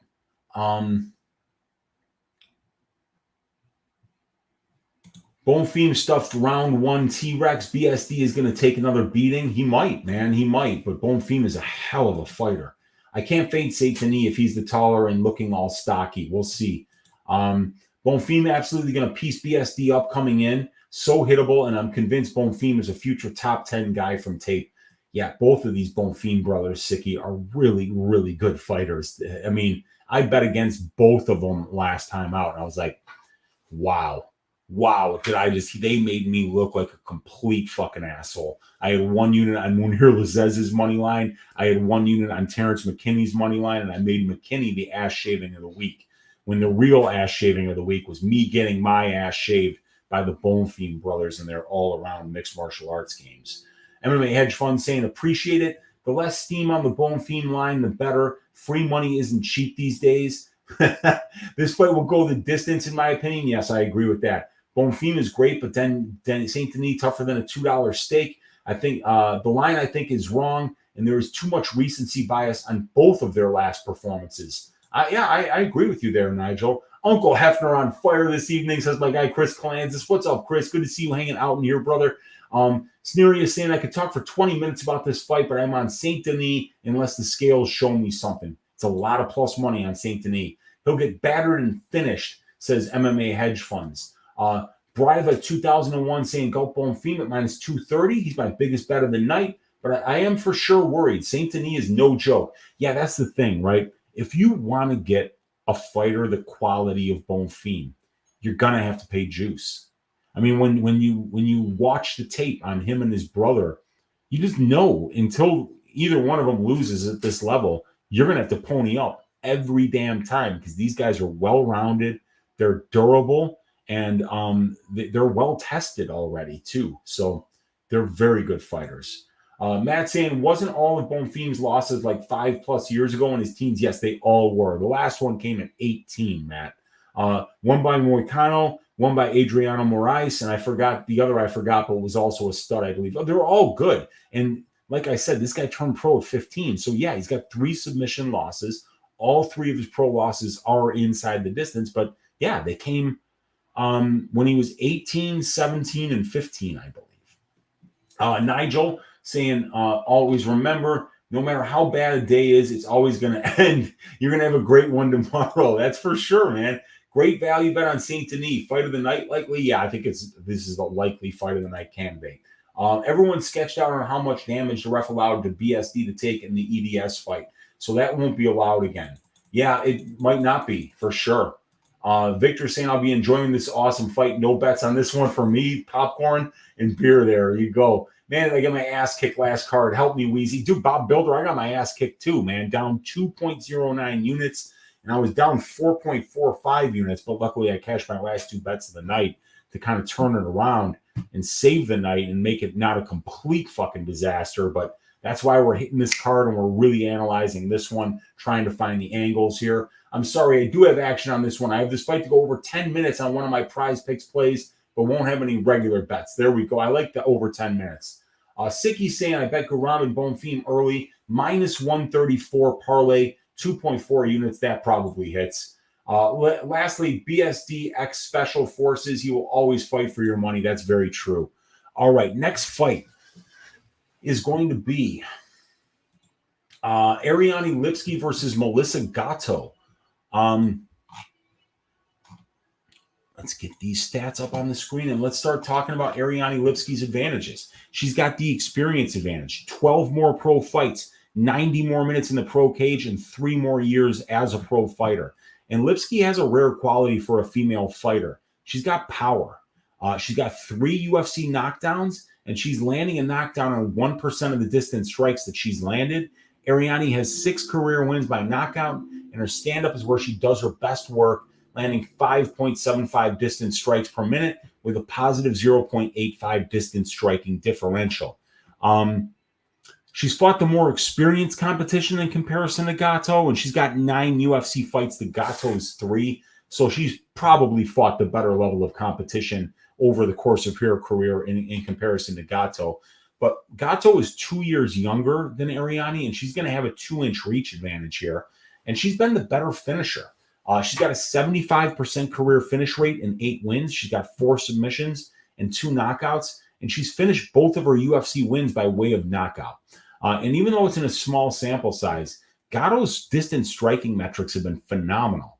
She's got a positive 4.11 distance striking differential with 49.5% accuracy and 63% defense. She's landed a knockdown and has a knockout via body kick in the 3rd round versus Eubanks. And Melissa's a very dangerous and opportunistic submission grappler. She's got 4 wins by submission, and her knockout win by Leonardo came via a broken arm doctor stoppage that was a result of Gatto getting an armbar. We've seen Lipski have problems on the ground versus inferior grapplers in comparison to Gatto. So if Melissa can get this fight to the ground, she should be in excellent shape here. I like Gatto a lot here. I think this fight will be close on the feet, but Gatto is miles ahead in the grappling. She's younger, longer, and she looked to be in fantastic form lately. Lipski's coming off in a very impressive unanimous decision win over J.J. Aldrich as a big underdog. So she also has some momentum. And ever since she's been training at ATT, she's been rounding out her game. And those improvements really showed in the J.J. fight. Now, we just heard from Nigel Lee that she's not even training at ATT. She's over at Lioness Studios now, working directly with Amanda Nunes. So depending on how much one-on-one time she's getting with Amanda, we could be seeing big improvements here still from Ariane Lipski, who already has power, who already has a serious experience edge here. She's fought the better brand of competition, and we've seen that striking look really good on the feet. So this could be a lot closer than what the line is saying. But Lipski's still only 29. I wouldn't be surprised to see her continue to improve and make this a very close fight. But I think Gatto is a little bit better all around right now with her game. I think her submission grappling is much more refined and dangerous than Ariane's. And she's also younger, and she's got that 2-inch reach advantage. So I think on the feet, she's also starting to round out that distance striking. So maybe even if she doesn't get takedown, she might be able to keep this close on the feet. So I'm going to pick Melissa Gatto to win this fight. And I'm going to pick her to win by decision in this one. I think that, I wasn't aware that Ariane was training with Lioness. I thought it was just ATT. But, sometimes in ATT, it's not really a good thing that you're there because it's such a huge gym. You might not be getting the kind of intention that you need from the coaches, and certain training partners that you'd like to work with might not be available. So yeah, it's interesting. But yeah, we're going to pick Melissa Gatto, going with the younger fighter. I'm going with the fighter with the more dangerous submission game here. And I'm going with the favorite. So let's talk about the next fight, you guys, which is going to be Max Payne Griffin at plus 210, going up against Michael Morales at minus 250. The fight doesn't go to decision, even money here at plus 100. So let's get the stats up on the screen for this one. And let me get to my notes. So let's first start talking about Max Griffin's advantages here. He's got the overall and the UFC experience advantages. He's got 14 more pro fights, almost 250 more minutes in the pro cage, and 8 more years as a pro. Max also has the higher level experience overall with 12 more fights at the UFC level and over 160 more minutes in the octagon. Max has solid pocket boxing that he has consistently shown off over his UFC career. He's got a positive 0.59 distance striking differential with above average 48% accuracy and above average 61.7% distance striking defense. He's also flashed solid power in the UFC, landing knockdowns on 1.29% of the distance strikes that he's landed.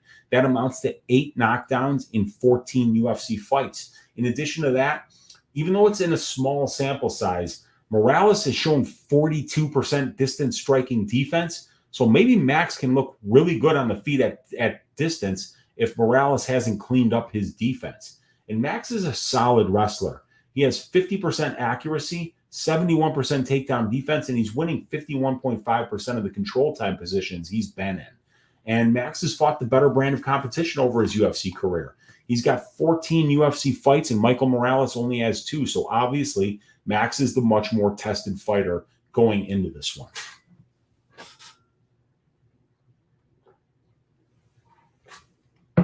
Now, Michael Morales has some really nice measurables advantages in this fight.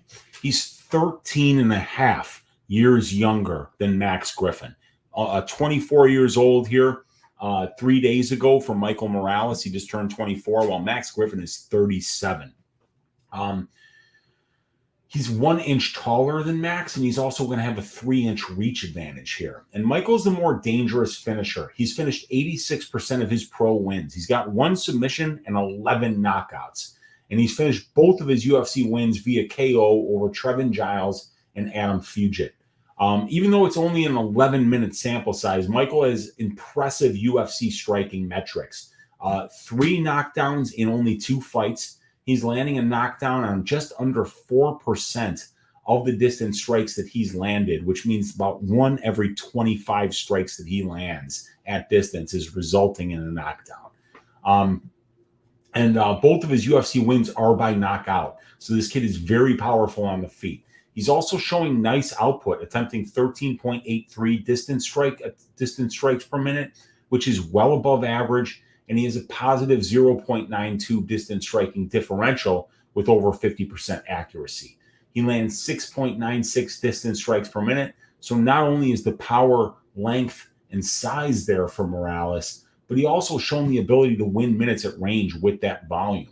And Michael has shown the ability to mix in the wrestling, as he showed in the Veretennikov fight on Dana White's Contender Series. He has a wrestling background, and he's good with it, but he prefers to stand and bang trying to land the big shot. But it was nice to see him go to plan B in that Dana White Contender Series fight when Veretennikov was having success on the feet against him. He decided, you know what, let me go to plan B here and start to wrestle. And he had said after the fight that wasn't the plan, but he made that in-fight adjustment as a young man, as a 22-year-old kid, in a very high-pressure situation, trying to win a contract to the UFC. So, Morales he looks very special, undefeated, 14-0. Grew up with both parents being judo black belts, so he grew up in a gym. He's well-tested. He's got power. He's got huge size for the division, and he looks to be a very competent grappler as well. So, but Max Griffin is a tough test for anybody. You know, you look at this guy's, 14 fights in the UFC, and his UFC record is against guys that have 120 wins and 84 losses. So he's fighting good guys with 14.57 total fights and a 1.43 win to loss ratio. So he's definitely, fighting the much more experienced, much more well-tested brand of competition in compared to Michael Morales thus far. So this is going to be a good fight. Griffin has looked good again lately. He's won 4 of his last 5 fights, with his last 2 fights against Magny and Means going to split decisions. Morales has nice measurables advantages. He's 13 years younger. He's got great power, but Max is more experienced and tested. He's good everywhere, and he's extremely durable. This line is wide to me. Griffin isn't bad anywhere, and outside of power, youth, and size, I haven't seen anything next level yet out of Morales. But he's only 23, so he's gonna improve from here, and he's already 14-0 and very dangerous. So I'm gonna lean with Morales' youth and moment-winning ability here. I'll pick him to win by decision, but I think the value really is on the Max Griffin money line at plus 205. That's disrespectful for a guy that is so much more experienced, has fought the better brand of competition, and could potentially win minutes everywhere in this fight, because Max is a very good wrestler, just like Morales is, and Max is very good on the feet, as we can see in a huge sample size, putting up really good above average distance striking numbers here. So, yeah, but we are going to go with Michael Morales. We're going to go with that youth. We're going to go with that size, and we're going to count on the durability of Max Payne Griffin to let Michael Morales win this one by decision, everybody. All right. Let's see what you guys are saying in the chat. Lipsky, love the nickname, but she's so inconsistent. Weezy will be parlaying that minus 600 fight doesn't go to decision on your graphic. Probably not, my man. Probably not for that fight. That's a fat line, but I do believe it definitely does finish inside the distance. Oh, shoot. First time here of her training with Nunez. Me too, Brian, but we owe our guy Nigel Lee a debt of gratitude for telling us. Nigel saying that they also have brought in an ex-Penn State wrestler who's a coach at Amanda's gym. Been working with them for the past 2 fights. Watch out. You've been warned. Wow. Cole Stein saying, what's good, everyone? I'm hyped for the next couple weeks of fights. Definitely, man. Sicky saying I have to bet Griffin at those odds. I just think he straight up wins after tape. Dude, I don't have a problem with that. I mean, I'm picking Morales to win, but at plus 205, he's only got to win this fight 32% of the time in order for you to break even on that. And I think he wins this fight 4 out of 10 times probably. Antonio Esparza is saying there's a lot of dogs with big numbers next to their names. That only means one thing. They will lose. Yeah, we'll find out, my man. All right, let's get to this co-main event here, as we've got Damir Ismagulov going up against Grant KGD Dawson. Damir Ismagulov is going to have a 2-inch reach advantage here. He's got the overall experience advantage. He's got 5 more pro fights, 150 more minutes in the pro cage, and he's been very active as a pro, fighting 3 times a year over his 8.5-year career, compared to a little less than 2.5 times a year for Grant. Damir is very durable and a defensively sound fighter. He's never been finished in his 26-fight pro career, and he can win minutes wherever the fight goes. He's 11-2 in decisions in his career, and he's 5-1 to the decision in the UFC. And he's got clean distance striking. Over a 60-minute sample size of distance striking stats thus far in the UFC, Damir has a positive 1.41 distance striking differential. He's landing 4.71 distance strikes per minute, and he's only absorbing 3.3. And he's got a sparkling 65.26 distance striking defense, and he's only been dropped once in the UFC. And he's a very efficient grappler. He's winning 65% of his control time positions while getting less and attempting less takedowns than his opponents. Damir usually prefers to keep the fight standing, but when he senses a hole in his opponent's grappling game, he will mix in the wrestling. Against Dawson, I expect him to use his wrestling in reverse and try to keep this fight standing. And Damir has fought the better UFC names thus far in comparison to Dawson, in my opinion. Now, Grant Dawson's advantages. He's 3 years younger, and he's a switch stance fighter.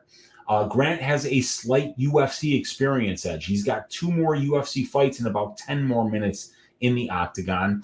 And Grant's a relentless wrestler and grappler.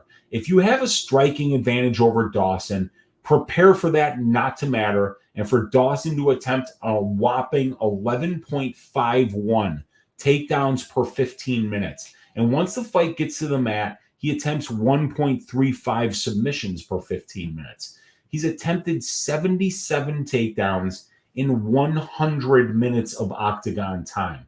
He's gotten 26 takedowns and only yielded 2, and he's accrued an incredible 61% control time while allowing less than 9% control time, winning over 87% of the control time positions that he's been in. Grant lives in the grind, and if you aren't prepared for that kind of a fight, be prepared to be broken. So, in summary, the fact that Damir Ismagulov retired on New Year's Day due to injury problems, then came out of retirement after realizing he had one more fight left on his UFC contract, is a massive red flag. If you're just showing up for a check against a guy like Dawson, he's going to mop the floor with Damir's carcass if that's the case. I didn't like what I saw from Damir in the Sarukian fight. He was taken down 7 times, controlled for 9 minutes and 25 seconds, and his back was taken in all 3 rounds. Those kinds of holes being exposed against an opponent like Dawson, those kind of holes being exposed just before his retirement are also massive red flags against an opponent like Dawson, who is an expert at getting to his opponent's back and is very dangerous with his submission attempts when he gets there. I have a 1-unit bet on the Dawson money line at plus 110, and I'm taking a long look at Dawson inside the distance, especially if it looks like Damir is 1 foot out the door and has a rough weight cut like he's had in the past. Don't forget, Damir Ismagulov missed weight by like 8 pounds versus Magomed Mustafayev, and the fight was scrapped. Lots of narrative issues here have me spooked on Damir's chances, but even if you forget about the noise, Dawson gets to his opponent's back all the damn time. And we saw Sarukian do that to Damir in all 3 rounds.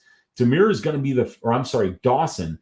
the first person to finish Damir inside the distance and finish his career, as he will retire after this fight. Dawson, by 3rd round ground and pound knockout, is going to be the pick for this fight for the co-main event here. I predict that he's going to be the first person to finish Damir Ismagulov, and he's going to break him late in the fight. Great co-main event. We got the Kazakh Casanova, Damir Ismagulov here. If you're already talking about retirement, that's a massive red flag. Having your back taken 3 times in the last fight is a red flag when you're going to be fighting Grant Dawson. So I'm picking Dawson to win this one and actually finish it inside the distance. And that brings us to the main event, which is going to be a great fight between Sean Tarzan Strickland and Abus Magomedov. So let's get to the banner here. And by the way, Damir Ismagulov was minus 108. Grant Dawson minus 112 right now. And the fight doesn't go to decision, up at plus 160 here. Excuse me. So the next fight and the main event here, 72 of you here still hanging out live with your Uncle Weezy. Please hit that thumbs up. Please hit that subscribe button. Leave me a comment. And please consider joining the Patreon to get access to these stats here that you see on the screen for only $10 a month for the advanced stats package. I appreciate each and every one of you guys. Let's break down this main event. All right. First of all, let's talk about the Sean Strickland advantages here. Sean has got the overall and the UFC experience advantages in this matchup. He's got 5 more professional fights, 215 more minutes in the pro cage, and 2 more years as a pro fighter. He also has 17 more fights at the UFC level and almost 260 more minutes in the octagon. Sean's got excellent striking metrics, especially at middleweight. He's got a positive 2.21 distance striking differential with just under 40% accuracy, 65% defense, and he's very high volume, throwing almost 16 distance strike attempts per minute, which is 5.75 attempts more than what the divisional average is. Sean pressures, stays behind his jab, and he makes you move backward the entire fight, which is so much more tiring than walking forward. He pushes the pace, he stays busy on the feet, and his fights stay at distance striking range over 82% of the time. So he's consistent keeping the fight where he is most comfortable. And Sean's an efficient grappler. He rarely goes to it offensively, but he does have the capability to do so. Even though Sean has attempted 28 takedowns in his UFC career, and Sean's opponents have attempted 48 against him, Sean outcontrols his opponents 11.6% to 6.2%, winning over 65% of the control time positions he's in. So even though his fights don't get into those positions often, Sean is efficient in winning them when they do occur. And Sean has 18 UFC fights to Abus's 1. So he's obviously fought, beaten, and lost to the much better brand of competition in comparison to Magomedov. Now, Abu is 1 inch taller, and he's going to have a 2-inch reach advantage over Sean. He's the more dangerous and opportunistic finisher for sure. He's got an 86% finish rate as a pro. That's in 21 pro wins, 5 submissions, and 13 knockouts add up to 18 finishes in 21 pro wins. And Abus throws with power on the feet. He doesn't have the touch and go style of Strickland. He tries to maintain distance while being the one that pressures, and he throws everything with power. He will be the fighter with the more diverse toolbox of weapons to go to on the feet, and as he throws 1-2s, teep kicks, leg kicks, head kicks, and Abus is always swinging for the fences. So he'll be the moment winner on the feet, while Sean promises to win the minutes. And Magomedov lived in Dagestan until he was about 15 and still maintains a relationship with Khabib Nurmagomedov to this day. So you know he has the wrestling and grappling available to him whenever he doesn't feel like striking. I personally think Abus would be more dangerous and dominant if he went to his grappling more. However, he always maintains that he wants to be an exciting fighter, so he chooses to stand and strike and try to knock dudes out. Abus will most likely be the more willing wrestler here and the guy more likely to win minutes and moments with his grappling, in my opinion. So it's important to note that Magomedov has only fought once since the end of 2020, and that fight that he did have since the end of 2020 lasted 19 seconds. He pulled out of 4 fights from December 2021 on. So while it's going to be cool to see him back in the octagon, I wonder how enthusiastic we can be about his chances against a guy like Sean Strickland, who has the ability to go 5 hard rounds on a week's notice, like he did against Ivanov, the first event of 2023. I mean, you look at the last event of 2022 was headlined by Sean Strickland. The first event of 2023, headlined by Sean Strickland. Both fights went the full 25 minutes. He got a decision win over Ivanov, and he had a very close decision loss to Jared Cannonier, who just destroyed Marvin Vettori over 5 rounds. So, it's really dangerous with the missing information and the recent inactivity of Abus to bet him here, in my opinion. Now, you're getting plus money, so I get it. And I agree that Abus is probably more well-rounded. He's got more ways to win this fight, and he's definitely the better moment winner. But, if this was a 3-round fight, I'd like Abus's chances to have the gas to go the full 15, win some minutes with his wrestling, some moments on the feet with his power. But if you can't get Sean out of there early, I really want to see how Abus deals with Strickland's pressure and volume that he puts out. Abus has never been past the 15-minute mark in his career. And so we're missing some necessary information in order to properly cap this fight. I feel as if Sean's pressure and his 5-round experience will be the keys to this fight. I absolutely feel as if Abus will be live for a finish anytime in the first 3 rounds. But as this fight goes on, Sean's pressure and that jab and that 1-2 landing over and over and over again will begin to break Abus. If Abus wrestles Sean, he might have some success early, but that will drain his gas tank even faster. I feel as if I need more information on Abus, but what I know about Sean from his recent fights makes me feel like I can count on him to get the dub here. I know that this guy can, on 1 week's notice, raise his hand and say, if you let me weigh in at 205, I'll fight Imavov on a week's notice and go 5 rounds. And what does he do? Goes out there and he beats a guy that is a lot like Abus Magomedov. Nasruddin Imavov has a very similar style. He's long for the division. He's got a ton of power. He's a sniper on the feet, but he also has the capability to mix in that grappling and win some minutes with it as well. But what Abus really needs is room. When you see him doing his best striking, his opponent is not walking him down. It's Abus who's in the middle of the cage, kind of cutting those angles and finding those big 1-2s down the middle, or the big head kicks or body kicks to try to land that big shot. But Sean's just not going to stand in front of you. Sean's going to be walking towards you like Michael Myers with a machete. So I don't think he's going to give Abus the necessary room in order to work his game here.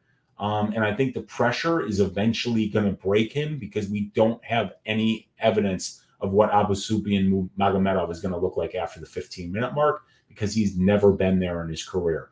Abus has been scheduled for 5 rounds, 5 times in his career. All 5 of those fights finished inside the distance. And as a matter of fact, all 5 of those fights finished in the very first round. So we just have no clue what this dude is going to look like in the championship rounds. We've seen Sean Strickland in the championship rounds twice in the last 7 months. So I'm going to go with the pressure of Strickland. I'm going to go with the better experience of Strickland, the higher level of competition that he's faced, the 5-round experience, the conditioning, the pressure, and the boxing of Sean Strickland. I think is going to be enough for him to break Abusupian Magomedov and win this fight by 4th round knockout. And I do, because Abusupian Magomedov has never had a 5-round fight even get out of the first round, I do believe that he's going to be dangerous early. And if he's unable to get Sean out of there after 2 rounds, Sean's going to really turn the tides, and he's probably going to knock him out like he did Brendan Allen. So I'd also bet the under 3.5 rounds for this fight, plus 120 for the under 3.5. Way I see it, Abu's never been into the 4th round in his career, so under 3.5 is very safe at plus money here. And if we look at the prop template here, which is available on my Patreon, we can see that at plus 120, it's a 45% implied probability, but this is a middleweight 5-round fight, and 56% of the 64 fights that have been scheduled for 5 rounds in the middleweight division have actually finished under 3.5 rounds. So we're getting a 10.8% discount here. And because Magomedov has never been into the championship rounds in his career, I think that that's a plus money spot that we have to take advantage of. We did it, you guys. We broke down all 12 of these fights. I may have been a little bit long-winded this week, but we had a lot of great spots to go over, so I'm glad we got the chance to do so. The tracked bets so far for this card, it's going to be 1 unit on the Grant Dawson money line over Damir Ismagulov that we got at plus 110 on DraftKings. I've got the Blagoy Ivanov scorecards equals no action, the finish only prop at plus 200. Big bet for 2.5 units, just counting on that trademark durability of Blagoy Ivanov to not get finished. And the way I see it, if Romanov shows up on weigh-in day and he looks fatter than shit like he did in the Volkov fight as well, and it looks like he hasn't been training, I think he might wrestle early, gas out, and Blagoy might finish this dude. And then I might win 5 units on this play. But I think hopefully at worst, I just break even because the fight goes to decision, and Blagoy Ivanov is very difficult to finish. And then we got the under 3.5 rounds here at plus 120 for a 1 unit bet. I don't mind the Benoit Saint-Denis money line. I also don't mind Ismael Bonfim by decision at big time plus money. And also on probability this week, Brady and I talked about fight goes to decision for Romanov versus Ivanov. It looks like Romanov showed up in shape at plus 195. We like the over 2.5 rounds in the Kevin Lee Fakhretdinov fight at minus 140. We like the over 1.5 rounds in the Bonfim Saint-Denis fight at minus 184. And we like the fight goes to decision at minus 130 for Griffin versus Morales. And we also like potentially a fight doesn't go to decision for Ismagulov versus Dawson at plus 160. But I think I would rather play Grant Dawson inside the distance than the fight doesn't go to decision, because I just don't see a lot of finishing equity for Demiris Magulov here. So those are the tracked bets, and then some of the leans that I have. And if you're on my Patreon, just keep an eye on the Weezy's tracked bets room in the Discord to see what I am betting on and what the prize pick and underdog plays will be for this week as well. And if you want to see those, feel free to join up with the Patreon. We'd absolutely love to have you. But that leaves us with only one more order of business, you guys. It's Uncle Weezy's ass shaving of the week. Who's going to get their ass shaved in violent fashion this week? Which one of these guys is going to win in a way that makes you go, oh, shit, right? Which one of these guys is going to do that? I think that there's one guy that has a great opportunity to do that. Before we do it, let's see what you guys say in the chat here. Spencer Skaggs saying any prize picks plays sticking out. I haven't even looked at it yet, Spencer, but I will be giving that out probably tomorrow if I do ask Weezy late night. We got Take No Prisoner saying Strickland all the way. I'm with you on Strickland, my man. Mexicano MMA Master saying also fighting at Apex smaller cage. Benefits Strickland. Less room to chase Abus and smother him. Yeah, Abus needs space here. And Sean's not going to give it to him, and it's going to be harder to find it in that small cage. So I agree with you there. Antonio saying, all that sparring Sean doesn't concern you about his chin. I know Ferreira has superhuman strength, but you can see Abus KOing Sean. Yeah, potentially I could see that. Yeah, I could see that. That's why I bet the under 3.5 rounds here, because I think Abus is going to be very dangerous early in this fight. But I think also as it goes on, if Sean doesn't give him the distance that he needs to land that big shot, and he crowds the kicker in Magomedov and makes this a boxing match, I think that Sean's going to be better. Yeah, and there's really not a lot of evidence to suggest that Abus has the kind of knockout power that Pereira does. But if he does, you can count on Sean Strickland not to wrestle and continue to stand in front of him. So that's why I think the under 3.5 is such a good bet as well. Victor saying the obvious ass shaving of the week is Brito, but he's a minus 200,000 favorite, so I know you won't pick him. So I'd say the next best option is Ferreira to shave Ruziboev's ass, says my guy Victor de Jesus. Mexicano saying I got Guram, Rinat, Bonfim, and Strickland parlay. Probably hits, my man.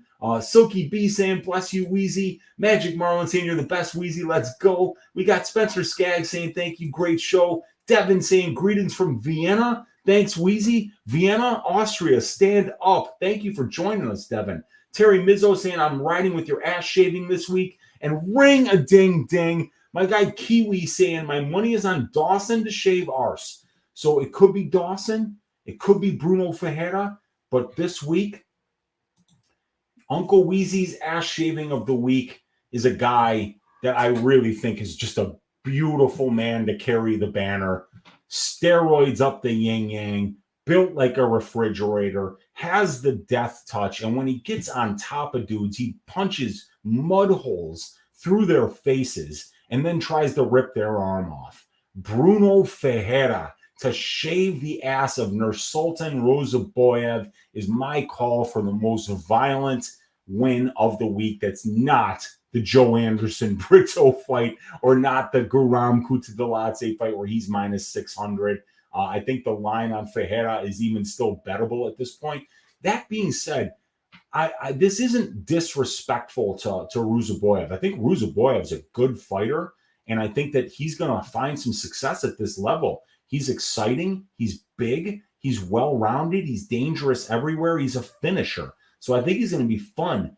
It's just that Ferreira, man. I mean, how do you knock out a refrigerator? You need a weapon to do that. You can't just do it with your bare hands. It doesn't work. And Hulky Ferreira, I think, is going to shave some ass this week. I appreciate all of you guys for hanging out. We went almost 2 hours and 15 minutes tonight. Thank you for sticking with me the whole time. Thank you for watching the show and tuning into the channel. Hit that thumbs up. Hit that subscribe. Think about joining the Patreon. Leave me a comment down below. Let me know what your favorite bet of the week is. I'll let you know what I think of it. And I appreciate you guys for hanging out on another Tuesday night for another episode of Just the Tip with me, your host, Uncle Weezy. Let's all stack cash tickets like flapjacks on UFC Vegas 76. I will be doing the DraftKings show at a new time on Pub Sports Radio. I just found out that we're going to be changing the time of that show on Pub Sports Radio. Going to be starting at either 8 or 9. And then I'm going to be going live tomorrow night as well with my guy Patrick, Addicted to Combat, on his channel to break down this card. I'm going to have to find out when he wants to do that show and make sure that it doesn't butt right up against the other show. But you'll be seeing me twice tomorrow night, once on Pub Sports Radio, once on Addicted to Combat's page. And I'm going to try to do an Ask Weezy as well if time allows. Thank you guys for hanging out. I will see you tomorrow. God bless each and every one of you, no exceptions. And let's stack them high for UFC Vegas 76. Thank you so much. Have a great night.